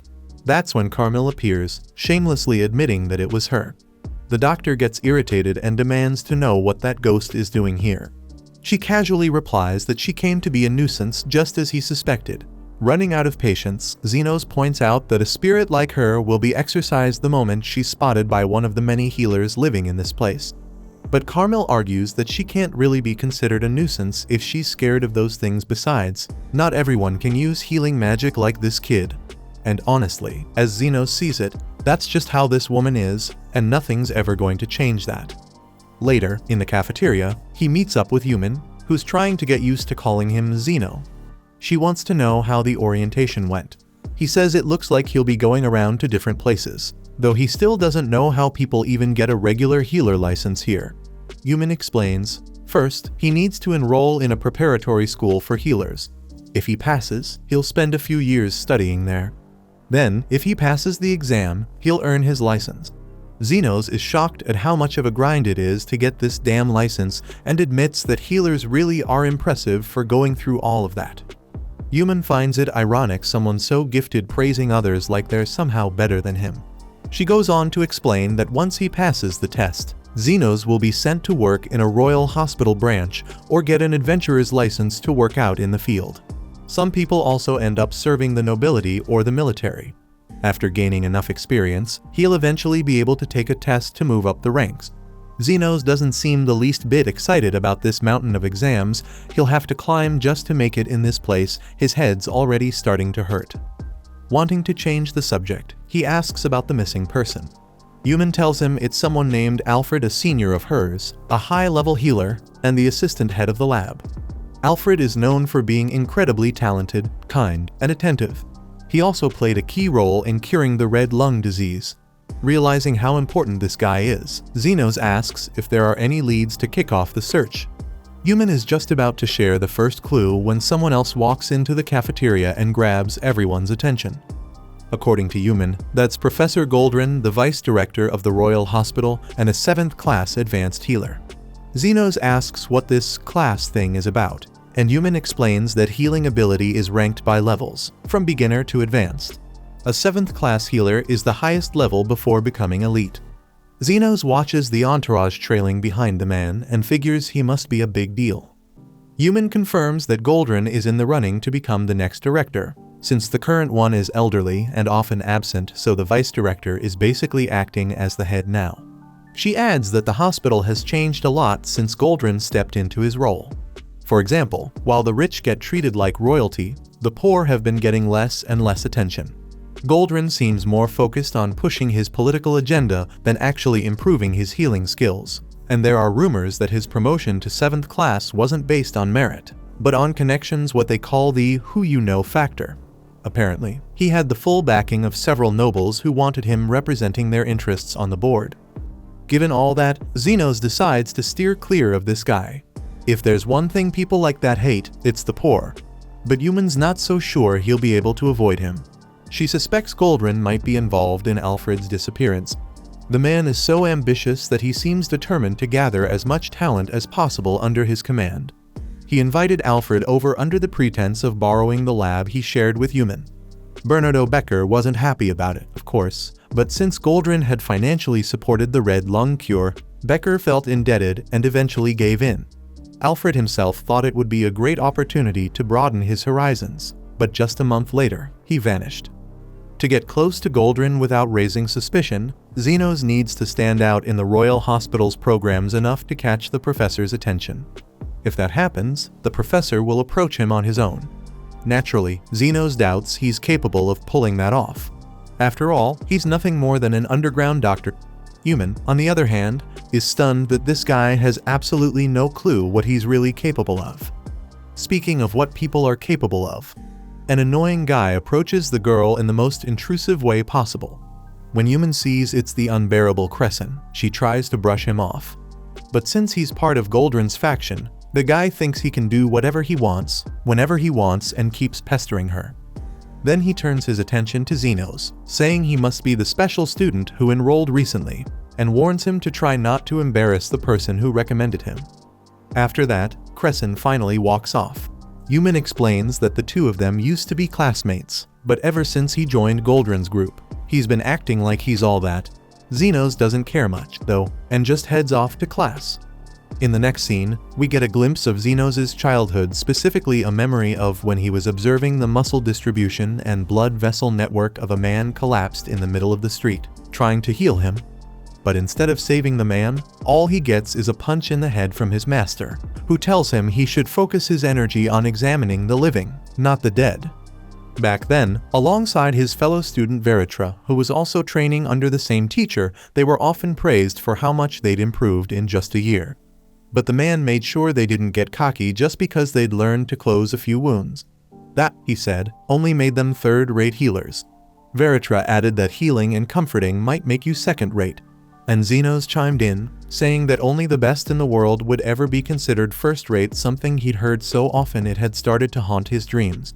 The teacher laughed, glad the boy finally got the point, and the two students chuckled. Snapping back to the present, Zenos focuses as class begins. The professor introduces himself as a specialist in treating adventurers and announces that today's topic is undead.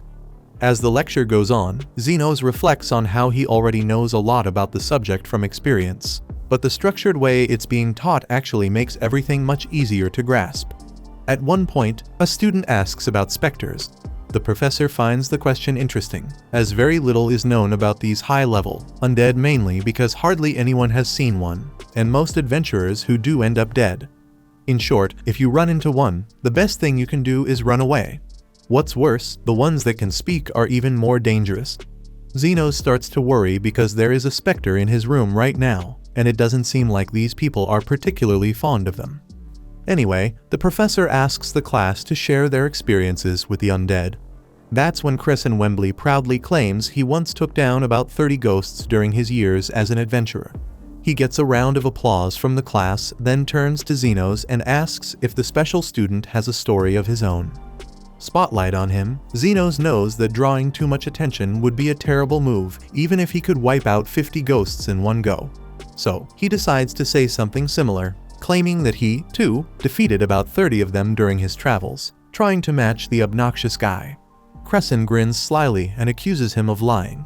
It's impossible, he says, to take down that many ghosts so quickly. That's when Xenos realizes he slipped up. He made it sound like he took them all out at once. And just like that, all eyes are on him. Even the professor presses him to explain what he meant. Cornered, Xenos tries to spin the story. If you go into the underground labyrinth where there are tons of ghosts, you can cast a healing spell and knock out a bunch at once. But the professor points out that only gold-class adventurers are allowed in that labyrinth garmenton. Now Xenos realizes he just sank even deeper into his own lie. Clearly jealous, Crescent decides then and there that he doesn't like this kid. Still, in the next class, he sits right next to Xenos and tells him to quit showing off just to get attention. Either way, the next class begins, this time about magic circles. Xenos thinks the topic's kind of pointless. Why waste time drawing stuff when you could just heal someone directly? When the professor asks for a volunteer to draw on the board, Crescent steps up and impresses everyone, earning himself an invite to the professor's lab. Bragging, he mentions that he already works for Professor Goldrin. Then, just to mess with the new kid, he nominates Xenos to take the next turn. So, Xenos draws the only magic circle he knows, the one his mentor taught him back when he was a kid. Crescent bursts out laughing, saying he's never seen anything so ridiculous. But the professor goes pale. He recognizes the drawing as a rare regeneration spell that stacks multiple effects into one, a spell supposedly impossible for a regular human to activate. Xenos just shrugs it off, saying the circle's useless. Healing a finger is way faster than drawing some magic doodle. The professor, now desperate, begs Xenos to join his lab, while Crescent stews in silent rage. Meanwhile, Goldrin hears about Xenos through the grapevine, words spreading about the new student who can apparently take down 30 ghosts at once. But Goldrin, arrogant as ever, isn't impressed. Then, another assistant reports that undead have been spotted in the Sula cemetery. Seeing an opportunity, the vice principal decides to send Xenos on the mission. If the boy really can do what he claims, this could be his ticket into Goldrin's faction. Later, back at the dorm, Xenos tells his friends about the mission. That's when he notices something odd. Carmel, the Spectre girl, is different from the others. For some reason, she eats solid food like the dinner laid out on the table.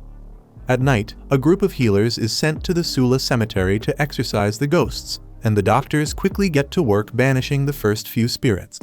Xenos turns to Human and comments that this method of taking out 1 or 2 ghosts at a time is terribly inefficient, and he's proven right when the apparitions start to swarm the doctors, leaving everyone rattled, including Crescent. Without wasting a second, Xenos raises his hand and wipes out all the monsters in a single strike. But Crescent, ever the opportunist, pretends he's the one who did it. Human, clearly irritated, calls him out and says it was Xenos, but the boy clings to the lie, counting on his inflated reputation to convince the others that he was the one who vanquished the ghosts. And he doesn't stop there. As the team leader on this mission, Crescent demands that everyone report to the professors about his supposed feat at the cemetery, stealing every bit of credit from Xenos. Then, as he dismisses the group, still high on his ego trip, he ends up letting it slip that he was ordered to keep an eye on the special student. Before anyone can even process that, a zombie king suddenly appears in the area, catching the healers off guard. Panic sets in, and everyone looks to Crescent Wembley as their last hope to defeat such a dangerous enemy. While Crescent is practically wetting himself, Human eggs him on, daring him to prove he's really the badass he claims to be. Xenos plays along, leaving the guy to face the monster alone. With nowhere to run, Crescent throws a high heal spell straight at the zombie king's chest, only for the creature to recover instantly from the best magic he had to offer. Realizing he doesn't stand a chance, Crescent takes off in a full-blown panic, but still has the nerve to act like he's going toe-to-toe with the giant. Meanwhile, Yuman figures out that the other ghosts were drawn there by the stronger undead, which is usually what happens in these cases. She even tells Xenos to let Crescent take a beating and learn his lesson the hard way. Despite how harsh she sounds, Xenos realizes she's actually worried about the guy and even says so, especially since she's one of the few who hasn't run away yet. Caught off guard, Yuman brushes it off, saying someone has to be there to collect the body when the poor idiot inevitably dies. After taking 2 more brutal hits, Crescent can't even move anymore. The Zombie King grabs him with crushing force, and it's obvious the kid's not making it out of this unless someone steps in. Just as the creature is about to devour him, Xenos casts a mega heal and shuts the whole thing down in one clean move. Even after being saved from certain death, Crescent keeps up his arrogant act, insisting he could have handled it without any help. Yuman fires back at the ungrateful jerk, while Xenos quietly reflects on how stronger undead seem to attract the weaker ones. With that thought in mind, for some reason, he turns to the two and apologizes. Back in the dormitory, Carmel suddenly lets out a loud sneeze.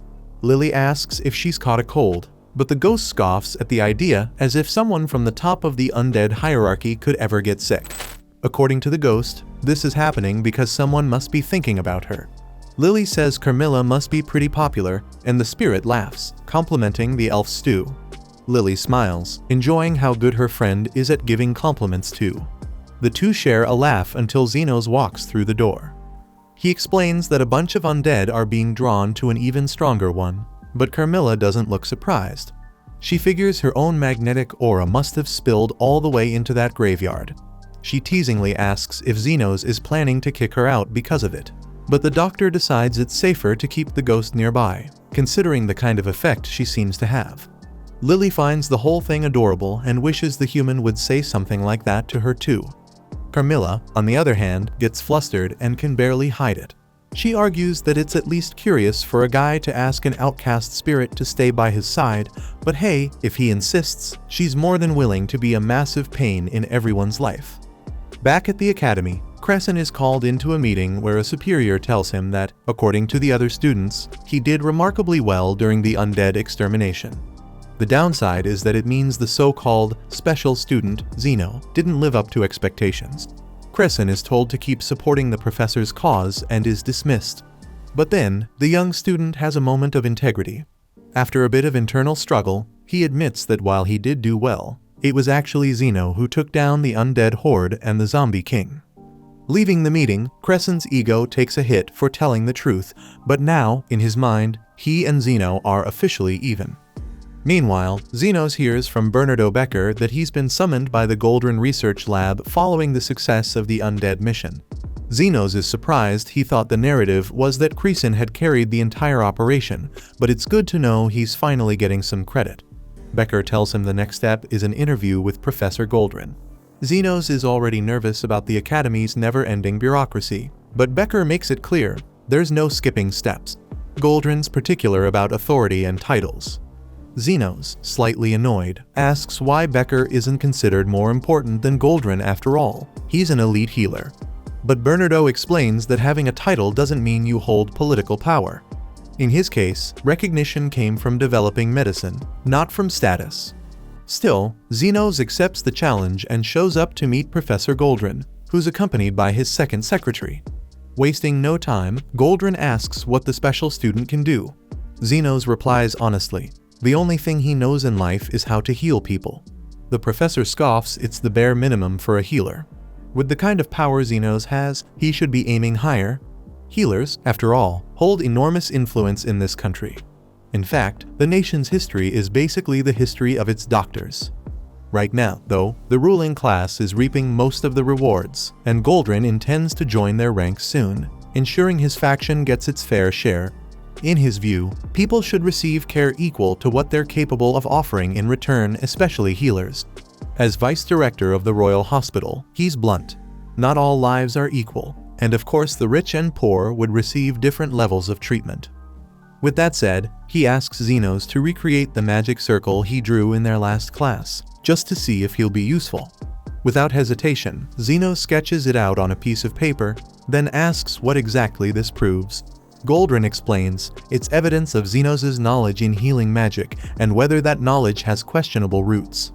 Looking at the drawing, Goldrin notes there are many schools of thought when it comes to magic circles. In healing magic, certain principles must be followed. If they're missing, it usually means the person wasn't formally trained, and to work for Goldrin, you have to prove you're a legitimate healer. That said, he finds Zenos' magic circle fascinating. It's unlike anything he's ever seen. So, he gives the boy a chance to join the lab starting tomorrow. Zenos exhales in relief. The next day, he sees a line of healers trailing behind Professor Goldrin like ducklings following their mother. Among them is Crescent, who calls out to him to wake up and get in line. Zenos does, and Crescent proudly declares himself the senior of his new lab colleague, then makes sure Zenos knows he's only there because Crescent pulled a few strings behind the scenes. Zenos asks why he would do that, and Crescent just laughs. He admits he plans to use the special student as a stepping stone to climb the faction ranks. At least he's honest. Zenos then asks what the line is even for. Crescent explains, it's the professor's daily rounds. He visits patients with his whole entourage. Zenos notes that, for someone at the back of the line, Crescent doesn't seem all that impressive. That hits a nerve. Crescent gets fired up and swears he'll be at the top soon enough. Drama aside, Zenos wants to understand why this entourage is so big.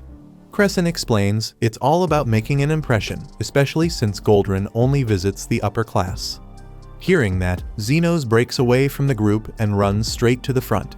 He needs to learn more about this professor and the disappearances rumored to surround him.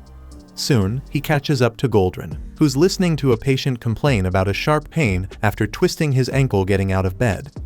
Goldrin examines the injury, gathers 3 students, and casts a chain healing spell to fully restore the man's foot. After watching that scene, Zenos ran back to the end of the line, only to get an earful from Crescent for acting like a lunatic. He asked what kind of magic Goldrin had used with all those healers, and Crescent explained that the professor specialized in health transference magic basically, a spell that transfers life force from one person to another to heal injuries. It can create amazing results, even if the caster isn't a particularly skilled healer. The more serious the injury, the more life force is required from others to bring the patient back, meaning you'll need more people willing to donate a bit of their vitality. It may sound harsh, but the energy loss is minimal, and donors usually walk away with just a bit of fatigue. Hearing this, Zenos understood why the professor wanted so many people in his faction. Crescent added that there was another, bigger reason: the upcoming election for headmaster. Rumor has it that the current director, Shalbard, is planning to retire soon. Goldrin's aiming to secure votes so he can take his place. At this rate, it'd be hard for anyone to compete with him, and Crescent believed that his professor's victory would be the perfect stepping stone to the top. Zenos told him he was a good guy for sharing all this valuable info. Crescent got flustered and insisted he was just using Zenos, nothing more. While the conversation was still flowing, the special student had another question. He wanted to know if Crescent knew someone named Afreed.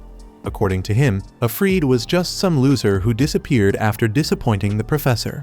He vanished right after getting invited to a dinner party, and no one really knew why. Apparently, Professor Goldrin occasionally holds these private dinners for his favorite students, and getting that invitation means you're destined to become one of the faction's leaders. Later that day, Zenos hurried back to Bernardo and shared everything he'd learned. He figured his job was done now that he'd delivered all that info, but Becker quickly shot that down. They were still far from the evidence they needed. In fact, Zenos now had to become one of Goldrin's favorites to gain access to sensitive intel. Of course, there'd be extra cash in it for him, not to mention he'd still be allowed to carry on his shady dealings on the outskirts. Zenos agreed, but only if Bernardo would finally talk about his own mentor. Becker promised he would, but then bumped into a shelf, knocking down books and a bunch of coins. He turned to Zenos and asked, "If you had to clean this up, which coin would you pick up first?" Right after that, he followed up with a deeper question: did Zenos believe that all lives should have the same value? But before he could answer, Yuman walked in, cutting the conversation short. Bernardo headed off to a meeting, leaving Zenos in charge of the next phase of the mission. Zenos stared down at the scattered coins and promised himself he'd do whatever it took. That night, Linga used her thieving skills to pick the lock on the door to the underground clinic. Her reason for breaking in? She just wanted to get a good, deep sniff of the doctor's bed. But instead, she ran into Zofia, who had also broken in. The two quickly pretended they were just there to clean the place up. Moments later, Lo barged in with far less grace, admitting she'd had the same idea. With nowhere to hide and no excuses left, the three women ended up scrubbing the entire clinic until sunrise. Lo tried to claim points for fixing the broken door, but the others reminded her she was the one who broke it in the first place. In the morning, Crescent offered Xenos the great honor of helping out someone as glorious as himself. The task? Looking after the professor's dog? For today, though, Xenos was just supposed to watch and learn. He asked if his friend did anything more useful around the lab than pet sitting. Crescent explained that he also walked her, brought her meals, gave her baths, and handled everything else. At the moment, Goldrin was in a meeting with the 7 high-ranking nobles he was trying to win over. If things went well, Crescent figured he'd be moving up soon. Once he reached a position of importance, he'd have good food, beautiful women, and people to order around. That was the real reason he worked so hard. Xenos had thought that being a healer meant saving lives, but Crescent admitted that was just a front. Sure, he once dreamed of saving people, but there are things even healing magic can't fix. In this world, the only things that truly work are money and the power it can buy. Just then, a man walked up and asked if Crescent was stuck babysitting Goldrin's arrogant little mutt again. Crescent immediately recognized him. It was Mr. Bonds, so he bowed and insisted he was doing his best. With zero filters, Bonds admitted he found the dog super annoying, which made Crescent panic a bit. What if the professor overheard? Clearly fed up with the kids bootlicking, the man just walked off. Xenos asked who he was, and Crescent explained that Bonds was Goldrin's first secretary. In reality, though, the guy hardly ever worked, he just wandered around with booze in hand. Word is, he and Goldrin go way back, and that connection was enough to land him the job. Speaking of the drunk, Bonds suddenly hurled his liquor bottle at Crescent. It missed, crashed to the ground, and shattered. Startled by the commotion, Madame Milk managed to slip free from Crescent's grip and bolted. The students took off after the dog at full speed. Milk darted into the street right as a carriage was passing through. She was hit hard and seriously injured. Crescent rushed to save her before it was too late. He cast High Heal, hoping to get her back on her feet, but the spell didn't work. That's when Xenos stepped in. Crescent insisted it was pointless, but then watched in disbelief as the dog's wounds vanished without leaving so much as a scar. He nearly lost his mind trying to figure out how that was possible. Meanwhile, Xenos acted like it was the most normal thing in the world after all. Isn't that what healing magic is supposed to do? After restoring the pup, Xenos scooped her up to find a place where she could rest. Crescent chased after him, desperate not to lose the only job he had in the whole lab. Late in the afternoon, Yumin invites Xenos for a walk. As they stroll, she takes the opportunity to apologize to him. If she were more capable, she says, she might have been able to catch Professor Goldrin's attention herself, sparing Xenos from having to take on so much. She knows that just saying sorry doesn't mean much, but it's all she can offer for now. Xenos tells her it's alright, he'll be rewarded for the effort he's putting in. Besides, he feels good about setting foot in the Royal Hospital and getting the chance to learn more about his former mentor. That last part catches Yumin's attention. She's curious what kind of person was his mentor. But the truth is, Xenos isn't really sure himself. In his mind, the man always seemed a bit shady, and yet, he was the one who taught Xenos how to read and write, and opened his eyes to the world beyond, about diseases, about magic. In a way, Xenos feels like he owes his entire life to him. Yumin can relate. She says Becker holds the same place in her life. He guided her closely when she decided to become a healer. His dedication to research cost him his relationship. His girlfriend left him, and now, Yumin is pretty much the only one who looks after the elite healer. Still, that's not how their story started. As it turns out, Bernardo Becker is actually Yumin's uncle, her mother's younger brother. Even though she's in good hands, Yumin admits she's not particularly good at what she does. Right now, she's working on research about medicine storage, but to be honest, she finds it incredibly boring. Xenos agrees it sounds dull, but then again, he adds, the most important things in life often are boring. At least, that's what his mentor once told him. Yumin smiles and says Xenos is an interesting guy. And just then, a voice rings out, Carmilla's voice, teasing that the guy sure seems to be a magnet for women. Yuman glances around, trying to figure out where the voice came from, while Xenos awkwardly tries to play it down. The next day, Professor Goldrin's assistant asked how lunch with Lord Fennel had gone. Irritated, the professor shot back, was he really the type to cause a scene over lunch? The assistant immediately realized he'd overstepped and apologized. That triggered a memory for Goldrin. During the meeting, Lord Fennel had asked him to examine his daughter, who'd developed a rash on her face a week ago, and it had only been getting worse. At the time, Goldrin had said it might be a case of strange face. He explained it wasn't life-threatening, but if the rash was already visible, it meant the disease had taken deep root. The number of incisions might even leave scars. With enough donors and a health transfer spell, the skin could be regenerated without issue, but Fennel noted that his daughter would never agree to that. Too many people would see her face. In the end, Goldrin realized he could count on 1 or 2 assistants at best. Moments like this usually left him tense, so he went off to unwind the way he always did, spending time with his beloved dog, Milk. But just as he stepped out of his office, he ran into Mr. Bonds drunk, as always. Bonds casually dropped a bombshell. The professor's little dog had been hit by a carriage. In a flash, Goldrin grabbed him by the collar, demanding an explanation. Bonds claimed he didn't know who was responsible, but that the caretaker had healed Milk, and she was perfectly fine now. Still not fully convinced, Goldrin rushed off to see for himself, confirming with his secretary on the way that the dog had, in fact, been run over. When he arrived, he found her in perfect condition and wondered who on earth could perform such a flawless healing spell without leaving a single scar or trace. Later that night, Crescent Wembley was in full panic mode. He begged for help. Since he was the one looking after Milk, everyone assumed he had done the miracle healing, and now they wanted him to treat the daughter of one of the 7 most powerful nobles.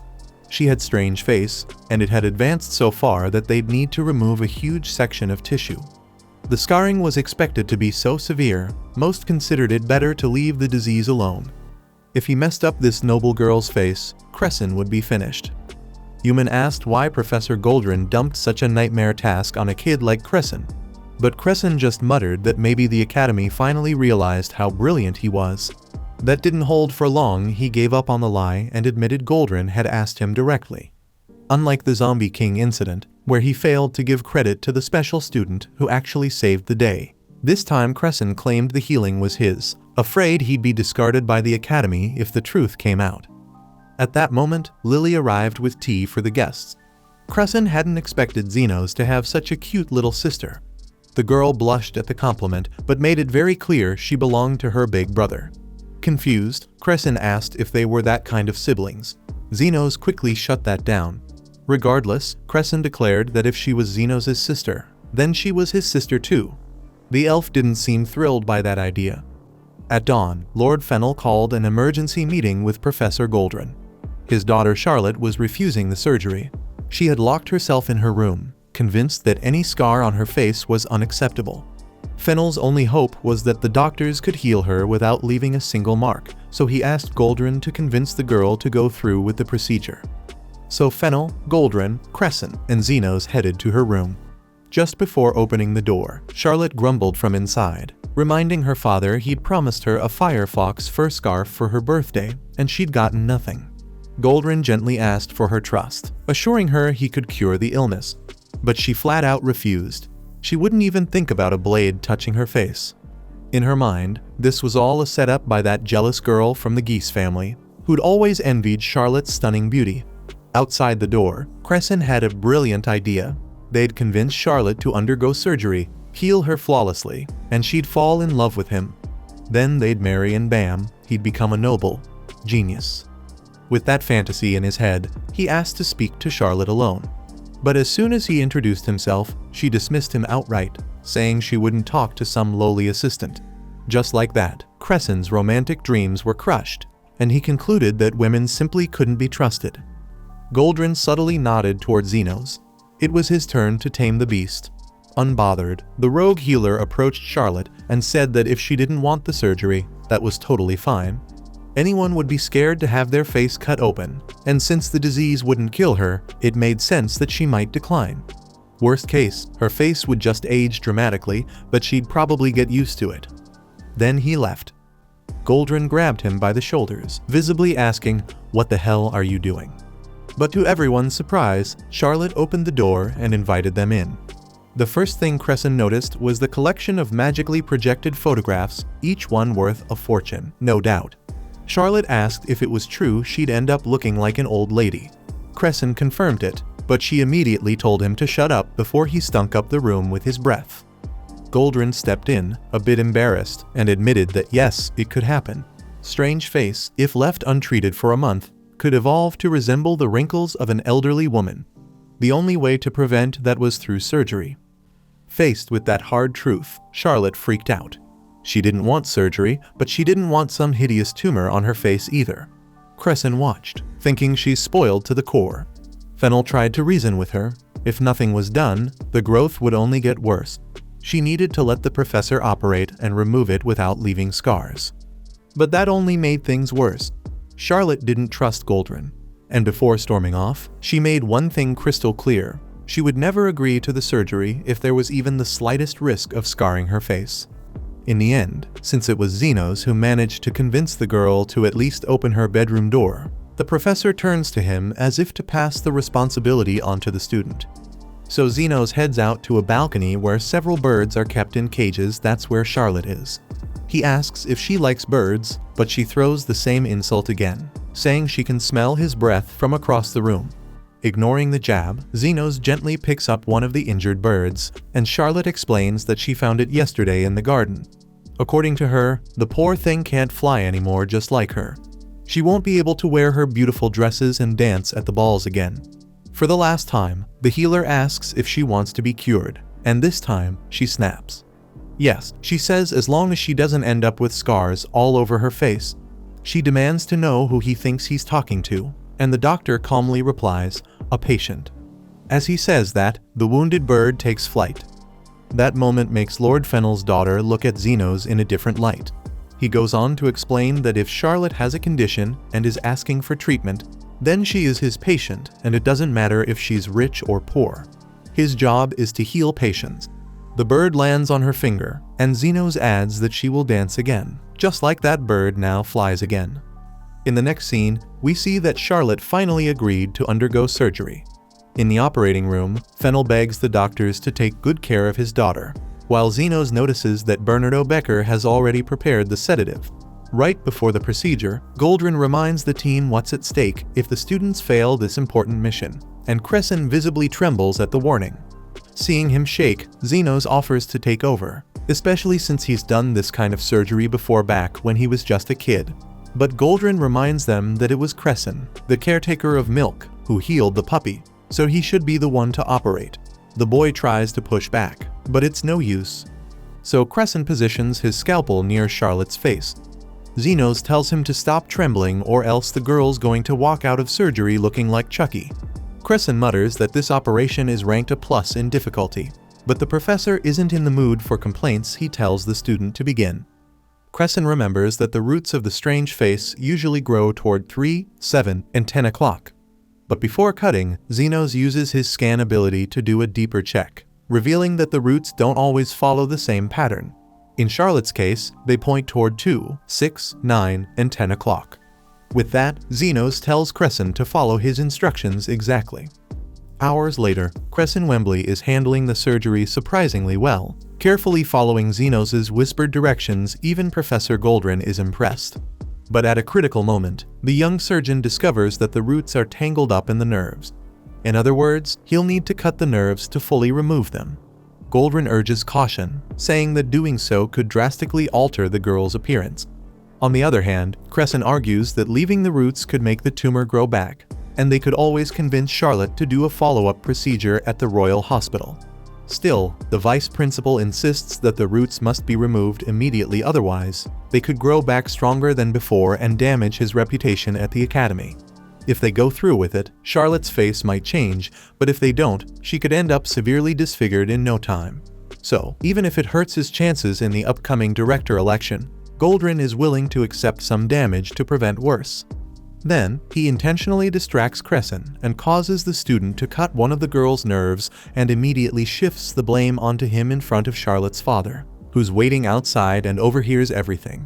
Faced with the situation, the professor claims the only solution now is to take the girl to the Royal Hospital the next day, where he can reconnect the nerves using health transfer magic, though this won't completely restore her. But Zenos says that won't be necessary. Since the roots had grown in so deep and the nerves had to be cut, they just need to be reconnected. Fennel asks if his daughter will be alright. The special student confidently says yes, Charlotte believed he would make her dance again, and it's his duty to fulfill that promise. With that, the young healer summons his magical scalpel and begins a new round of surgery, this time infused with a high level of healing magic. Hours later, the surgery is a complete success. Charlotte wakes up in bed and, even before hugging her father, pushes him aside to check the mirror. Seeing that everything went perfectly and she's fully healed, she bursts into tears of relief and joy, and so does Fennel. The nobleman vows to support Professor Goldrin in the upcoming director election after such a tremendous service. As for Charlotte, something tells her that the one who saved her was the same boy who healed that bird. When a butler tells her his name is Zenos, she returns to the bird balcony and softly whispers his name as she looks out over the horizon. Meanwhile, Zenos is helping Newman carry a massive load of bottles, all experimental potions from Dr. Becker that need to be hauled to storage. Zenos is curious about what's inside them, but Newman says even Bernardo probably doesn't know. According to him, random experimentation holds the promise of breakthroughs. Right then, Bernardo Becker himself shows up at the storage room and thanks the students for their help. He mentions that this batch of potions will be particularly valuable, though Newman jokes that he says that every time.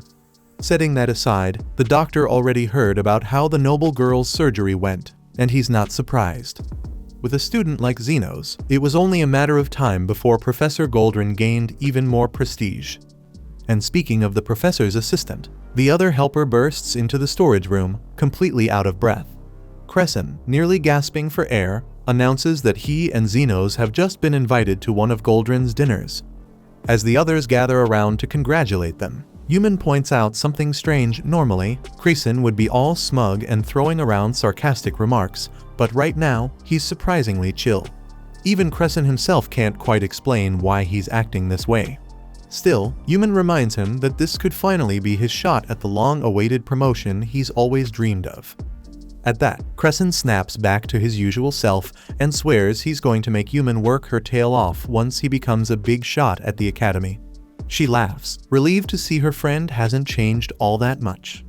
Finally, Wembley mentions that the dinner's happening tonight, and that he and Zenos should meet in the main hall later. With the exciting news hanging in the air, Bernardo proudly says the risk he took to bring in the underground healer was worth it, and that his job is nearly done. So, when everyone gathers for the celebration, Professor Goldrin kicks things off with an announcement. The current hospital director, Lord Shalbard, will be retiring at the end of next month, and an election to fill the position is coming soon. Since their faction is the largest within the institution, Goldrin is confident they'll win by a comfortable margin. On top of that, one of the 7 great aristocrats, Lord Fennel, has promised to spare no expense in backing their candidate. With that, the room erupts into applause, and Crescent can't hide his excitement about the days ahead. As usual, he keeps calling Zenos boss, forcing the underground healer to deny the title once again. Speaking of denial, when the guy called her sis, Lily quickly shot back that she didn't need a brother like him. She even pointed out that everyone came paired up tonight except for Crescent. He tried to argue that he had so many potential dates he couldn't decide on just one, but Lily called his bluff. None of them accepted his invitation. In fact, she asked why he didn't just invite Newman, since he's always teasing her. According to Carmilla, boys only mess with the girls they like most. Crescent claimed that just being next to his boss was enough for him until Goldrin interrupted, reminding everyone that tonight's guests were the handpicked members of the faction, and they should all be proud of that. Crescent didn't waste a second. He jumped up to go schmooze some bigwig, while Zenos turned to Lily and asked if she was ready to get to work. As he got to know more of the group, Zenos couldn't help but think about Afreed. The guy vanished after attending a dinner just like this one. And something Zenos overheard had stuck with him. That night, Afreed had been looking after Bonds, who was completely drunk at the party. So, the underground doctor made his way to Goldrin's first secretary for a chat. Grumpy as ever, Bonds was guzzling from a bottle and didn't look thrilled to see the kid approaching. But Zenos didn't back down. He asked if a guy named Afreed had been at that last dinner. Bonds vaguely remembered some kid from the other research lab who brought him water when he got hammered. But since he was way past tipsy, he didn't notice anything unusual.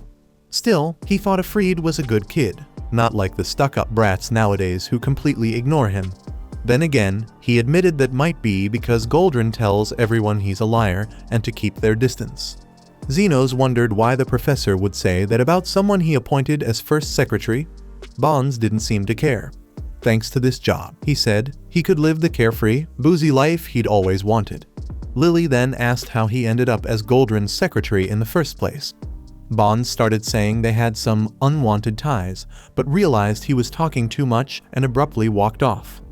After that talk, Zenos was convinced the guy couldn't even remember what he had for lunch. But Lily thought they might still squeeze some valuable info out of him if they got him even drunker. The plan was to lure him into a pointless conversation while keeping his wine glass full at all times.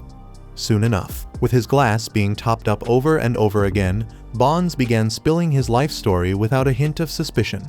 He said he'd wanted to be a photographer when he was a kid, and Lily acted like it was the most fascinating thing she'd ever heard. Zenos showed up and asked what the hell was going on, and she explained, when a guy's drinking and a girl tells him he's amazing, his ego takes over and he won't shut up. Or so Carmilla says. Either way, reluctantly, Zenos played along and asked Bonds what happened to Afreed after bringing him that water. Bonds remembered that they went outside for some fresh air. So, Zenos invited the secretary to do the same, hoping the fresh air might jog his memory. Outside, with the guy now completely wasted, Bonds told Lily that he thought about recreating the same situation that happened with the missing student. Then, out of nowhere, he started confusing Zenos with Goldrin and said the boss would become a noble once he became director of the Royal Hospital, especially now that he had Lord Fennel's favor again. Zenos asked what he meant by again, and Bonds brought up something that happened 13 years ago, the reason why Goldrin became who he is today. Zenos played along, pretending to remember, and Bonds continued. It was the day of the explosion, the day that changed the professor's life after years of research going nowhere. Fennel's support back then landed him a position at the Royal Hospital. And now, he's practically becoming the new director. Right after saying that, Bonds passed out. Zenos was frustrated he couldn't get more out of him, so he handed the drunk over to a staff member and decided to take a break. Later, back inside, he regrouped with Lily, still feeling like he missed something crucial. That's when Carmilla suddenly appeared, promising to solve the mystery for him. Zenos asked what she was doing there, and she replied that she came to be a nuisance, and it's always more fun when being a nuisance is dangerous. On the other hand, she claimed she could actually figure out what really happened, since she understood most of what the drunk guy said. Though it might not seem like it, Carmilla insisted she had once been a world-famous sage, and there's no mystery that can stay hidden once she starts digging. Zenos was stunned by this revelation until Carmilla admitted she made the whole thing up. Back at the underground clinic, Zofia just wanted to know when the doctor would return. Meanwhile, she told Linga and Lo to get lost and go check in on their gang members. The wolf girl argued that the caterpillar only said that because she wanted to be alone and sniff Mr. Zenos' pillow. The orc was jealous when she found out her friend had been doing that, but Zofia insisted she wasn't like the others. In any case, she said there was no point in fighting when Zenos wasn't even around, especially since he'd be mad if one of them ended up with a broken arm from some pointless brawl. Just then, a Tornado gang member came running in to report that Zond had been badly injured in a work accident. A support pillar broke and pierced straight through his abdomen. Zofia panicked, especially since Zenos wasn't around to handle such a complex healing. That's when Linga and Lo suggested taking Zond to the doctor. The caterpillar hesitated, warning that doing so would blow his cover. But the two friends insisted this was an emergency, and they had no other choice. Eventually, Zofia agreed, but only if the doctor got double the usual payment. The next day, standing alongside Zenos and Lily, Carmilla reflected on that fateful day, the explosion that happened 13 years ago. It was the day a man, once just a regular researcher, saw his life change forever after saving a nobleman's life. The obvious assumption is that Lord Fennel was injured in the blast and that Goldrin healed him. But Carmilla suspected there was more to the story. After all, everyone involved seemed desperate to hide what really happened that day. Thinking further, she considered that maybe Fennel had been severely wounded. It was an explosion, after all. If that were the case, it's likely Goldrin wouldn't have been capable of healing him. Lily chimed in, suggesting that perhaps the person who actually healed the Lord never got the credit, and left the scene as soon as Goldrin arrived. From that moment on, Goldrin was hailed as the one who had saved someone so important, but Bonds had seen everything, and used that knowledge to blackmail him. Zenos asked what any of that had to do with Ifrit's disappearance. The elf guessed that Ifrit might have gotten drunk at that dinner party and said more than he should have, possibly even confessing something to the boy. Maybe he ran away the next day, afraid the drunk man would remember what he said. Carmilla was impressed by the short girl's sharp deduction skills, to which she replied she might as well open a detective agency right next to Zenos' clinic. Just then, Crescent burst into the room where the three were gathered, bragging about having made contact with some high-ranking figures and inviting them to come meet his new connections. Lily immediately made it clear she didn't want to suck up older brother, but Crescent promised to show his little sister what it takes to make it in this world. As the elf and student left the room, Zenos stayed behind with Carmilla. If it really had been an explosion, he said, then maybe Lord Fennel wasn't the only victim. Even if others were hurt, Goldrin likely focused on Fennel so that a noble would owe him a favor. That's where the professor's life transfer magic came in. If he had the ability to absorb the remaining life force from the other injured people, maybe he got to decide who lived and who died. Carmilla asked if that was a crime. Zenos explained that triage, in itself, wasn't but sacrificing people to save one person. That was a different story. As for Ifrit, maybe he found out what the professor had done and couldn't accept it. Either way, they still didn't know where the missing guy was, so Zenos decided to simply pass the information along to Bernardo Becker. Not long after, the rogue healer returned to the party only to find chaos unfolding on the balcony. Curious, he went to check, only to spot Yumin at the entrance, desperately trying to convince the guards to let her in. She insisted she needed to speak with someone named Zeno, but the guards refused to allow anyone in without an invitation. Right behind Yumin, the three faction leaders arrived carrying the injured Zond. Loa shouted for space, earning a scolding from Zofia for drawing so much attention so early in the evening. Goldrin noticed the commotion and ordered his guards to expel the lesser beings crashing his party. As they moved in, Linga took both of them down with ease.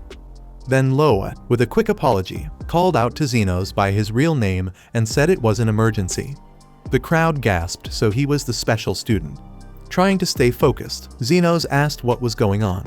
The orc explained that Zond was seriously injured, and they had gone to the dorms looking for the doctor, but only found the girl with glasses who offered to help find the healer.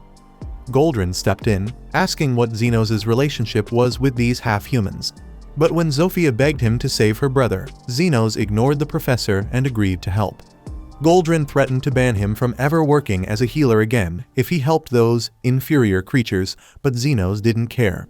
He never wanted to be part of some elite faction. He was just a healer, plain and simple.